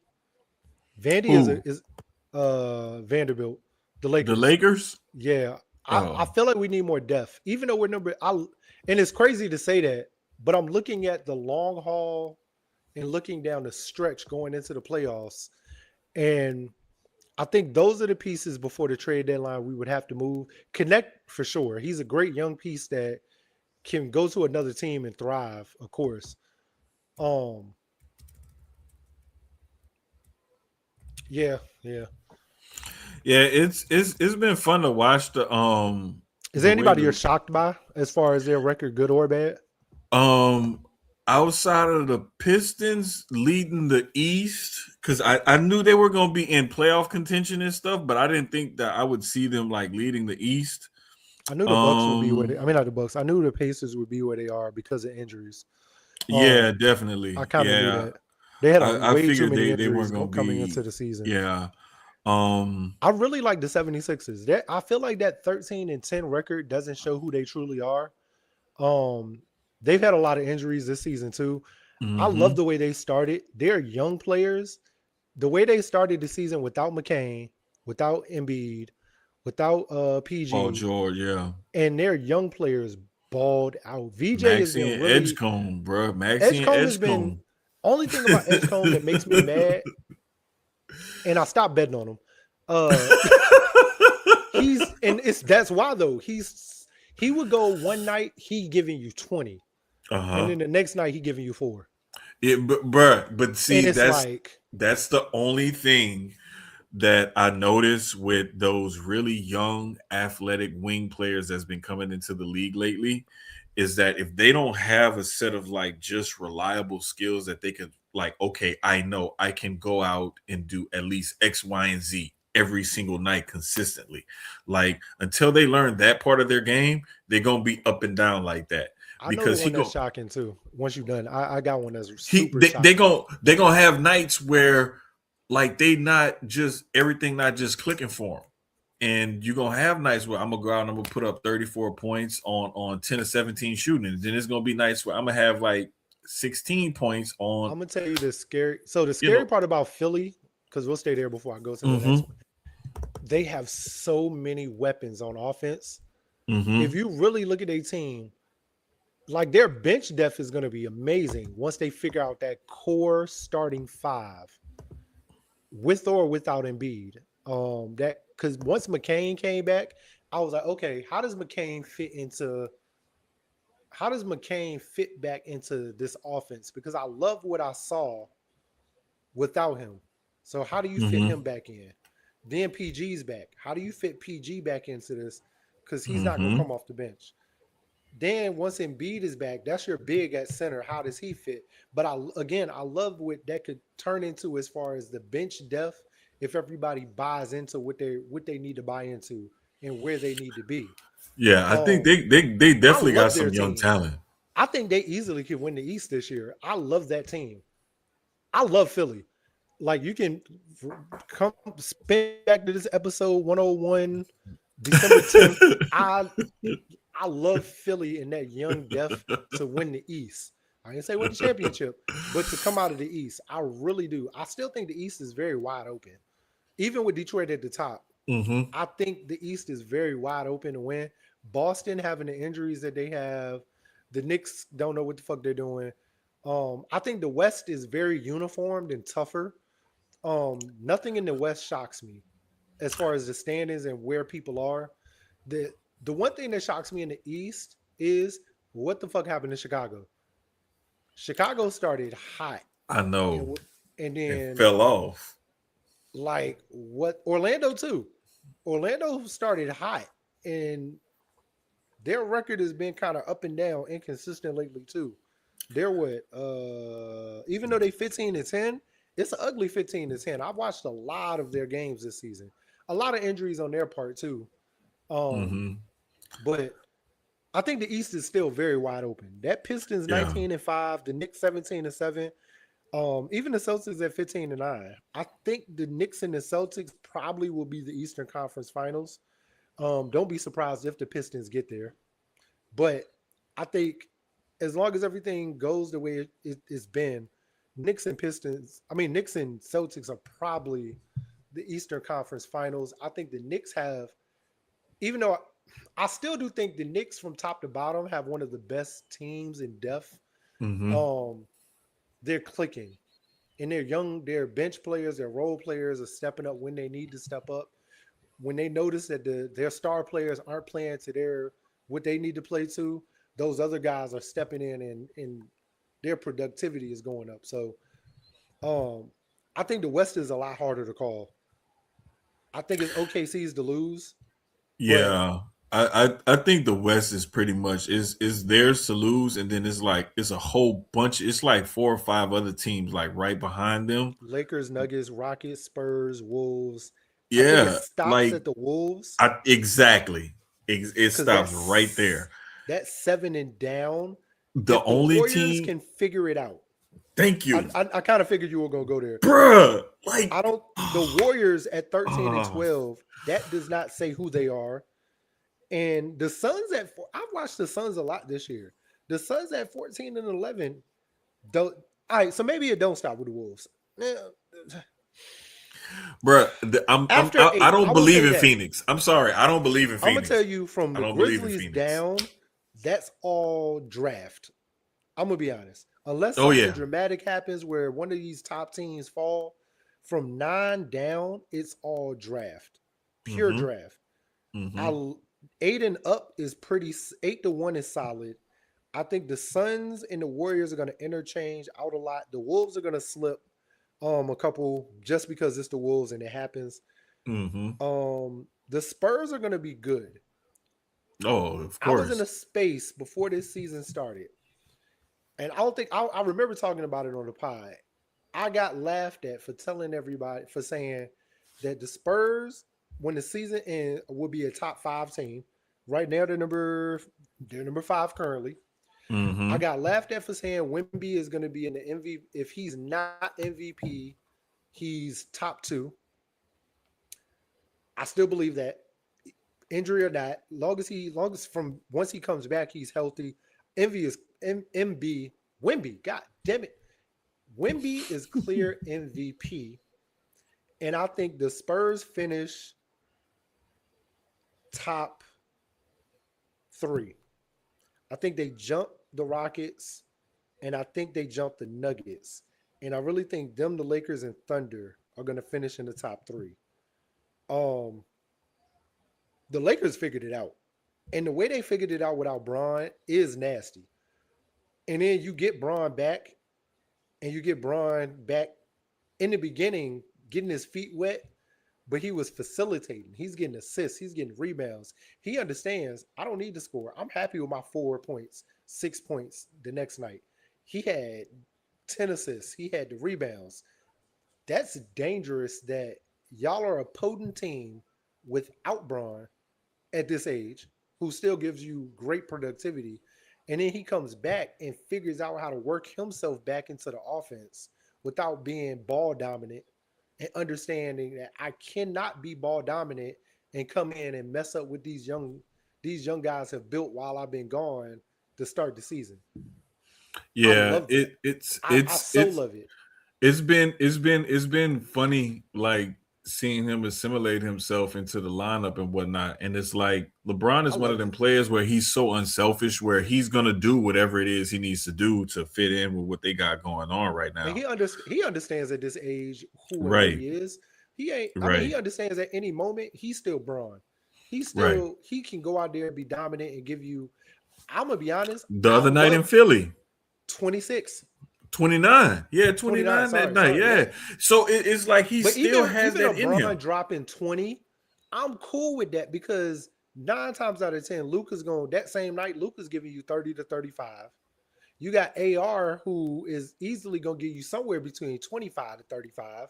So even a Braun giving you 20 is making Aiden step up more. Aiden's giving you a consistent 12 to 15 plus 10 plus rebounds. You know what I mean? Like I like Mm-hmm. it. You got Jackson Hayes coming in, understanding his role off the bench now. And on some nights he may need to start because Aiden may need to come off the bench. Right. Everybody's understanding their roles and they're playing very well. We're a solid number two.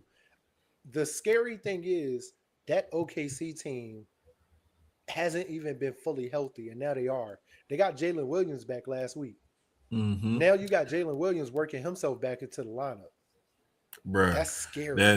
That's very scary for the West. And I'm sitting It here is. watching this Spurs team that has no Wimby. They up by 11 with 135 left before the half on the Lakers.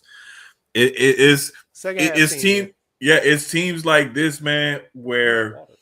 you got a couple of vets and then you got some really good young talent and you got a good mix of both.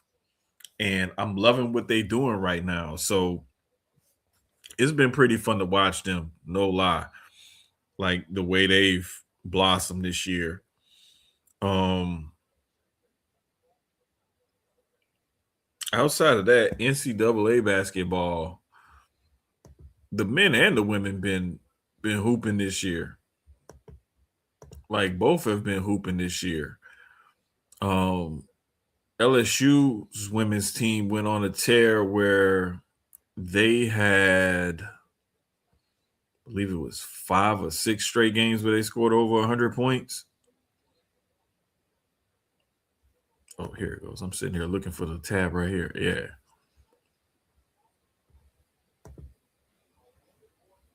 Oh, let's see. Wait. Oh, what Audie Crooks did? Okay, there we go. Oh, What Audie Crooks had my girl another already had 30 tonight? point game tonight, man. Hey, bro, let's talk about something real quick because me and you talked about this whenever I Jesus. post about it, and we talk about it Bruh. on X or Twitter. But hey, bro, Shorty be hooping. She be hooping. People don't be talking God about Audie damn. enough, bro. Audie Hoop. My mic on? Yeah, it is. Man, to make sure I hit the button. Hey, man, Audie fucking hoops consistently. I Mm-hmm. love that Iowa State team, bro. Then they went out and got Jada Williams from Mm-hmm. Arizona. Bruh, I think Jada needed that. Like, she needed to go somewhere like a Iowa where it ain't shit there. She can just quietly Oh, go ball. wow. Oh, let me switch That my was a TV good while I'm doing block. this. But yeah, like I love that for Jada. Jada needed to go somewhere like that and just go quietly hoop. Mm-hmm. Arizona ain't loud, but it was still too much trouble for her. And too much distraction. I saw why she went to Arizona, and she said it. She literally said just that. It was still too much distraction. She needed somewhere quiet. Coming from LA and being loud, in California, she needed to go to somewhere like an Iowa State, so she can just put her Mm-hmm. head down and hoop. Yeah. Because she easily is a top pick in the draft once she enters, but she's gotta put her head down and hoop. I like Shorty. I think she gonna be a crazy in the league when she get there. Yeah. So Audi whatever team averaging draft her, Audi that Audie, averaging 27.6 this year. listen, I man, thought I Audie, thought she was above 30, but she had 27.6. Like, I've been a bruh, fan for 3 every, years now. bruh, we've been talking I've about been a it. And fan it's of like Audie. the coldest thing is that she gets positioning Hey, her footwork and her crazy, exactly. She gets positioning and she and she knows how to use her bullies. body to create Yep, space and get in there. I was about to say she bullies, and I love it. She Bruh. bullies. And you know what's really crazy is like she got a little touch on her game too. Like I saw her the other night, little jump hook, little baby little hook or whatever that she put up. And I was like, oh, okay, okay. She not just bully balling, like she got a little touch to Mm. her game or whatever. But bruh, if Ali Uh, ever adds what like a channel is little that Laker? jumper, The Laker game is on it's Prime, on right? Prime. Yeah, it's on Prime. Um, yeah, but on Yeah. the men's If she get side, she get a little step back, hey, men have been bruh, exciting to watch this season. if she add that jumper, that's gonna be crazy. The Iowa State men's team is ranked fourth. They got both I teams ain't. hooping. I'm not gonna lie. College basketball has been very interesting on all fronts because even on the women's side, I love watching LSU right now. South Mm-hmm. Carolina's been hooping. UConn is UConn. We know what they do. Yeah, To watch USC be as dope as they are without Juju. Juju has been Yeah, amazing. bruh. To watch her on the bench and her coaching, Yes, yes. that shit has been amazing, bro. She been invested like big Oh time. yeah. Like I really love watching a lot of that. I'm trying to think who else. Florida has a really good women's team. I love watching them play this year. It's a couple other players. Watching TCU, watching Notre Dame. They've had really great teams this year. Syracuse boys team. I think a lot Oh of yeah, with hey, Cayenne. Yeah, hey it's bro, been a fun to lot of watch people are them too. shocked by their record and who they've beaten. They Nah. beat some. I love that team. They're scrappy. Cayenne is hooping. Like I like watching Arizona play this year. Bryce is getting his footing. Um, I think What's his early on he name? struggled. The other kid, the other freshman that's over there, Koa Pete, Yeah, hey, I love bruh. him. I love Pete. Koa ball. Koa is a dog. Koa is a straight dog. Yeah, man. It's been this weekend was crazy though. Cause Saturday, me and House was talking about this. It was so much going on this weekend between wrestling, boxing. We had college Mm-hmm. football. It was college basketball because Duke had a big game Saturday. Mm-hmm. Um, I remember because he asked me that was the other thing I wanted to mention about men's. He was like, "Man, shouldn't Duke be number one because they beat Michigan State?" Da, da, da, da. I was like, "Nah, bro." I was like, Michigan still won their game, and I was like, yeah. Arizona is playing. Who Arizona was playing that night? They was playing somebody that was ranked that night too, like in the Mm-hmm. 20s or whatever.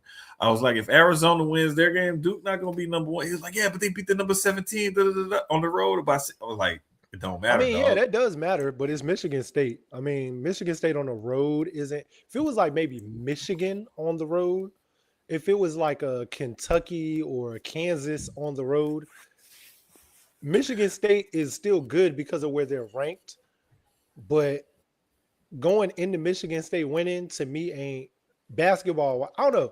It should be because it's Michigan State. I Michigan State mean, has but my always been thing a was my basketball powerhouse, but yeah, my only thing was like those other teams beat decent teams too. yeah, They may not have beat them on the road, but they beat decent teams too, and they like you're not just gonna jump over them. So that's why I was like, especially with Arizona, I can't remember who it was. It was. Let me look it up right quick because I got the. I'll pull the let me schedule up see. right here. Yeah, because right now Arizona's ranked one, Michigan two, Auburn, uh, that's who it was. They beat. They ended up beating Auburn by 29. Duke and Iowa State all undefeated. You know, so that's why I was like, nah, bro, I Maybe he can't. was saying it because they overall record is 10-0 though. I guess because they 10 and Yeah, I think 0, so. Michigan 9-0, Arizona 8-0, and then And then Iowa State they 9-0. beat the number. It was Duke was at the time fourth, and Michigan State was seventh, and they I can beat them on the understand. road by 6. Like, I I mean, see where he was coming I can see from. where he's coming from. I could no, I saw where he was coming from. I was just like, nah, I don't think so. I was like, now if they would have beat Michigan State by like 20, You know what's crazy? I always wonder how teams like Vanderbilt, right? Vanderbilt's 9-0, 5-0 in conference, and they're ranked 15th. 15. And then you got another one like Nebraska, 10-0, 7-0, and they're 23rd. Virginia's 9-1, 6-0. I always wonder like how does the basketball ranking go in? Why are they so low? Because coming into the season, a lot of the times you're not expecting those teams to be that good. And so a Mm. lot of the times when you seeing them play and the season starting to play out, and it's like, oh, wait a minute, this team is pretty Yeah, good. because Like then you got a Florida that's 5-4, but they're number 18. right, because that was a team that was more highly thought of Kansas coming into seven the and three, season. 19. Well, Mm-hmm. Kansas was ranked higher, and then they slipped as they lost. Right. You, Tennessee was ranked higher, they slipped. Auburn mm-hmm. also. Yeah, Tennessee down I think 7 one more spots this loss. week. I'm about to say if they one more loss from from them, they slide out for the most part. Shit, Purdue was ranked second or first, and they fooled around and lost to who was it they lost to this past week? Iowa State, Yeah, and dropped a few spots. But I I had mean, to hear it's about that. My neighbors 2 doors down are uh-huh. Purdue alumni, and they are huge Oh shit. Boosters. Also I know tells they y'all was pissed. I live in a very nice I live in a very nice neighborhood. No, I remember. Was it not last year? The year before last? Because Zach Edey is in what year 2 now? So the year Yeah. before last, I remember we were outside having this full blown. That was when I found out. We had this big discussion about Zach Edey and how much Mm-hmm. they love him, and whenever they go to the games, because they're boosters, boosters, they get to talk to the team and they be seeing Mm-hmm. players and stuff. There's like he's just such a sweet young man, and we love him so much. And I'm like, what y'all buy him this week? They were huge on Zach Edey, boy. I tell you, I Yeah. can only imagine what they think about Raiola, not Raiola, Pava. Diego Pavia. Nah, he's at Vanderbilt. No, that's Vanderbilt. I'm sorry, my bad. But He's at Vanderbilt. they are very big Purdue boosters, though. That Purdue's got a decent team, man. They always keep a decent team because in the state of Indiana, basketball is huge. So you're gonna keep a good team there. Mm. Plus playing in the Big Ten, that's always attractive to people. So it's these teams this year. Let's see It's the women's still draft kind real quick. of it's still kind of wide open because we like barely 8, 9, 10 games into the season for most schools. So it's kind of hard to see who might end up on top or who could be one of these top seeds or whatever. But And the women, I think even on the women's side, it's pretty. it's wide open, bro. Wide open. I mean, you got UConn at 1, LSU at 2, Michigan at 3. That surprises me because I have not watched Michigan women's basketball this year. Mm-hmm. Texas women have been for real for a while. Mm-hmm. So I'm gonna be honest. The only reason I paid attention to them is because of that nice coach on the sideline. Sydney Carter. Hey, brother, she but I've watched a lot of their games because of that. So I'm very hip on Texas women's team. But their women's Right. team has been very consistent the last 3 seasons. Um, like I said, I came for her. I stayed for the basketball. Uh, but they're 10-0 right now at number 6. So they've been hooping. South Yeah. Carolina, UCLA at 4, South Carolina at 5. You got Kentucky, TCU, Iowa, Michigan State, Maryland, Nebraska. Like it's very tight. Also, like you said, Iowa State 10-0, Vanderbilt 9-0, And you also got to think on that women's side. USC 7-2 at 20. You got They're Hannah ranked number Hidalgo and 20. them down there at 19. And like you said, you got USC. They're at 16. So Let it's me look at like a we different. got we got we got we got teams with bona Okay, I see it. fide like Yeah. championship like type players. Mm-hmm. Like that can get you through a couple of tournament games. In the lower And that's rankings. we all So. know that's where it matters. Like long as ranking, Hmm. of course, but the tournament, men and women's side, it's all about once you get into the tournament. Because we've seen it happen year after year after year. Anybody can lose, anybody Hmm. can win. It's a one and done and you out. Yeah. Um, everybody has really dope teams though. Like women wide Hmm. side is going to be tough. A Notre Dame at 19 with the type of team they have is very early in the season. We're only about 10 or 11 games in total. Hmm. Some teams have played a couple more than others, but we're like 11 games in for the most part. So we have a lot more basketball to go. A lot of these top teams are going to slip. A lot of these bottom teams are going to rise. It's dope to see. I mean, a lot of people didn't have USC where they were without a Juju. They're 7-2 right now. Hmm. Tennessee 6-2. Notre Dame, losing who they lost, are still a very great team. TCU adding who they added after losing who they lost, and they're 10-0. So Hmm.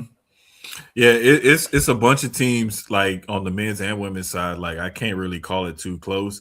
Like it's gonna take until we get a little bit further. I'll say into January, like January, early February. Like when we get into the thick of the conference schedules, then I'll be like, okay, now I can see a little bit more clearly the picture is shaping up. But as of right now, like pretty much damn near the top 10 teams on the women's side stayed the same. But on the men's side, we had a little fluctuation because we had some teams that was losing and stuff like Purdue lost, and that kind of changed stuff. And Louisville lost, Michigan State lost. So you had a couple of teams in that top 10 that lost. So it kind of shifted the top 10. It just basically flip flopped them around almost. But it's still like a lot of good basketball left to be played, and there's still a lot of the season to get fleshed out. So, like you said, once we get into that thick of the conference schedule, January or so, then we'll really be able to like kind of say, okay, this is where water is starting to find its level, and these are the teams we can see like being the top contender so far this year. But shoot, man, outside of that, um, it was a good UFC pay per view that was on I would this say past weekend. UFC and boxing from this weekend pretty much were Hmm. my dog Roach got robbed in my opinion. Very great fight between him and Pitbull though. Oh yeah, what happened? I mean it was a knockdown, but I mean Oh, Pitbull won. It was okay, really good fight. yeah. Boxing's I've been saying this for months. Boxing's back. I love what the Crown Prince is doing with boxing and Hmm. with combat sports in general. But he saw a need and filled it in boxing. One, he figured out how to get rid of all of that red tape. Money, money gets rid of all of that red tape. That's been in Hmm. boxing for years, where one promoter is holding up the next promoter, or both promoters are holding up two fighters that should fight, or matchups that should happen aren't happening. And the Prince came in and said, "Fuck all that. Y'all gonna fight. I got a bag. This is the bag for both of y'all. What's up? You scared of what?" Yeah, He's taking all of that yeah. middleman out, and he's like, "This is what it is. The fans, boxing, every weight class, heavyweight all the way down to the little tiny guys. We want to see the best fights. And ever since he's came in with Dazin and they've taken over boxing, because once Showtime or HBO, who else was in boxing as far as like the it was Showtime, it was HBO, It was a couple other ones, even man. ESPN. Like Hmm. he's come in with Dazin or DAZN, I'm sorry, and I can never say, I always say Dazin, but he's come in with them and they've created something amazing in boxing. And ever since then, we've gotten some of the best matchups. The stuff we got going forward, going into 2026 is dope. The T.O. and Shakur fight, that's gonna be amazing. Some of the heavyweight boxing joints that we getting. The only fight that I feel like is super stupid is that Jake Paul and Anthony Joshua fight. Anthony Joshua is going to kill that young Oh man, yeah, and I man. really don't understand why he has a death wish. We also have seen Anthony Joshua get knocked out, but I've also watched him 2 seconds into a fight lay somebody out. Jake Paul is looking like he about to get laid out in four. I'm gonna give him 4 seconds to be nice. I that money grab for is just stupid because it's really all it is. And I think Anthony Yep. Joshua also is going into this to show like this isn't a game, and the the circus that you're bringing into boxing we don't need. I can definitely tell, and it's a huge payday for him too. So, um, Yeah, we shall see. That UFC fight though, man. Peter Yan against Valishvili, bruh. mhm. That was a good ass fucking main event. I got to go It, back and bruh. watch it. It was like Oh, and blood was everything, too. everything, Oh, everything everything Vadishvili tried, Jan had an answer for, and he was, I mean, he was piecing him up like damn near the whole fight. Um, Now I'm not gonna lie, that the other co-main, with Joshua Van became the second youngest UFC champion in history when he won the 125 fight over Pantoja. He like he went for a kick or something, and Van grabbed Pantoja's leg or whatever. I can't pronounce his name either. He grabbed his leg or whatever, and when he went to like plant or balance himself with his arm, bro, his elbow like snapped. It was ugly. It was real ugly. And the craziest part about it was his arm is like broken, and he's laying there holding it, and he's looking up like, what the fuck? Like it didn't click, like that pain kick in you until know how many like, people say that? Like whoo, they'll break something, or bruh. I've been there. I Ugh. broke my knee, and it did not click to me until I got up. I got up. I took a couple steps on my left leg or right leg, sorry, and then I fell. And when I Mm-hmm. fell, I looked, and that's when it clicked in because I'm visually seeing it now. Because that Oh, adrenaline rush in the yeah. game, but it beat. That's exactly what it is. It's that adrenaline. Sometimes you don't. I've heard so many people say until they saw it, it Mm-hmm. didn't register them that they broke it, that they whatever sprained it real bad. There was no pain until you see it, and it's that mental thing where it's like, fuck, I physically see it now, Yeah. and it's so. Bro, it was so crazy because he's sitting there like he saw it and he holding his arm or whatever, but it didn't really like fully like click in until a little bit later. But yeah, man, that was hard to watch because it was just like seeing his arm snap like that in slow motion too. I was just like, oh damn. But bro, Henry Cejudo went out like a straight up G.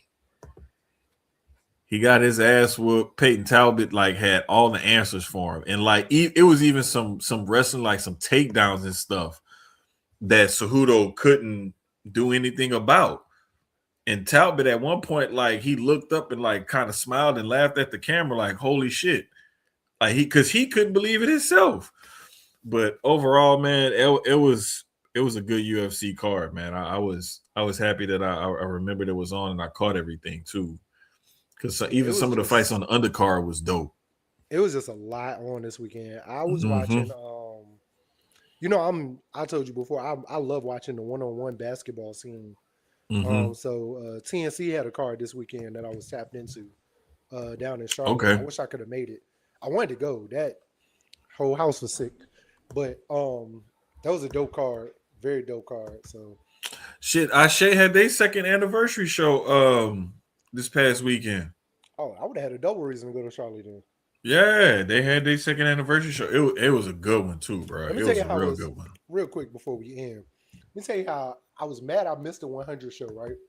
Mm-hmm. The part that made me mad was I click in, it fucking lovely pops up. I was like, oh, these motherfuckers gonna have her on the when you know I can't come in.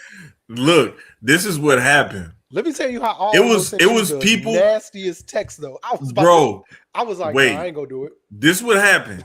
It wasn't. I ain't even plan. I reached out to like a couple people, right, and then I put it in our group chat,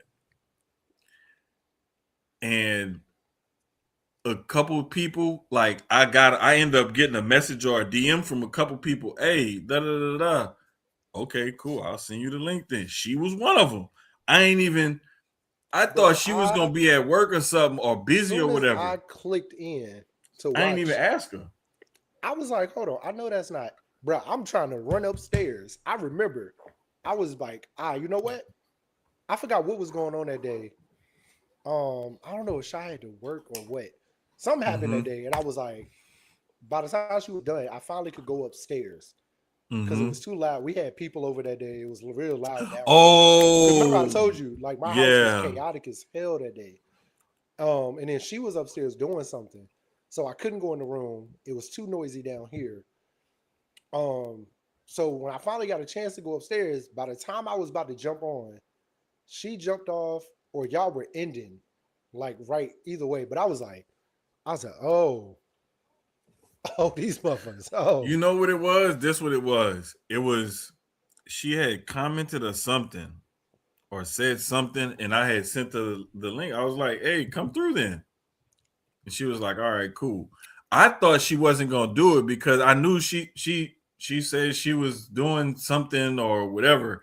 Like I saw a tweet earlier, like I think they had a gathering or somewhere she was going or something because they was going to watch something by somebody's house or something like that. She was going to be at a function, so I was like, "Oh, okay, cool."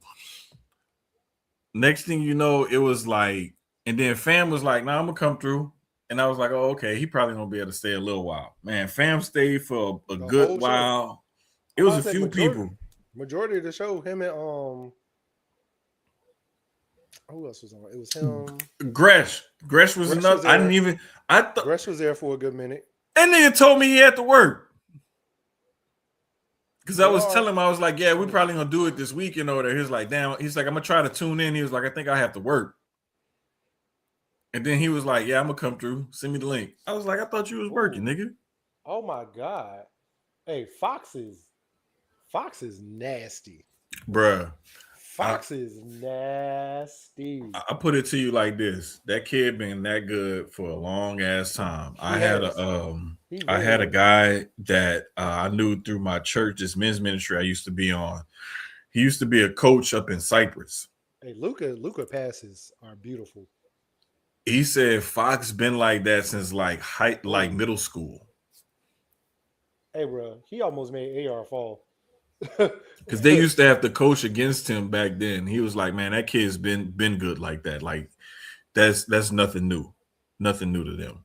If Reeves wouldn't have caught his foot and he was going down on that, right before he hit that Mm-hmm. spin, he was Mm-hmm. going down.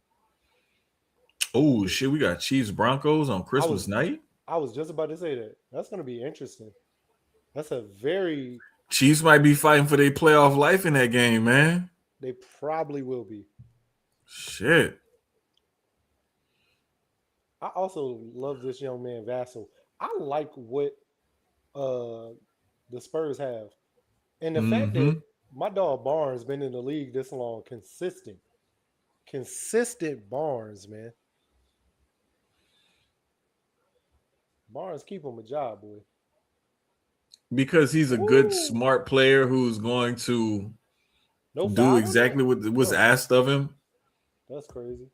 But I love the young guards that Harper and I hope Bassett. you're happy with somebody new. Man, They go John. episode 101 The way that I was, on the road to the next 100. We're back, that I guys. had you. We're back. Man. 99 more to go to get to 200. When you said it like that, I'm like, fuck. I said it like that for that too, because I was thinking about it when I said it. Like, fuck. It's a long way away. It is. But shit, But man, this, when we look I love back, doing this, man. Look, listen. I'm already looking forward to episode 1,000. I'm for Hey, real. man. I'm already looking. I'm that far. I'm trying to hit them Joe Budden numbers. How Joe be saying it? Joe be, hey, every week Joe asks what episode is this, and he be so shocked that we at this number. He be like, damn. Like Parks will tell him what number it is. He be like, shit, we here. I want to get there. Where I'm just like, damn, we made it to 1,944. should be crazy. But it's like I had a talk with an OG in the game, and he was like, "Hey, bro, consistency and I quality. was just about to say that. Consistency and quality." He was like, "That's the two biggest things you could hope for in this business is consistency and quality." I got so much up here that I need to put on pad or record a video talking about to myself. But 2026 is going to be amazing. I want to definitely take everything we doing far. So it's going to be fun. Yeah, man. But with all that being said, episode 101 is in the books. We'll holler at y'all next week. I'm still from Texas, Houston, baby.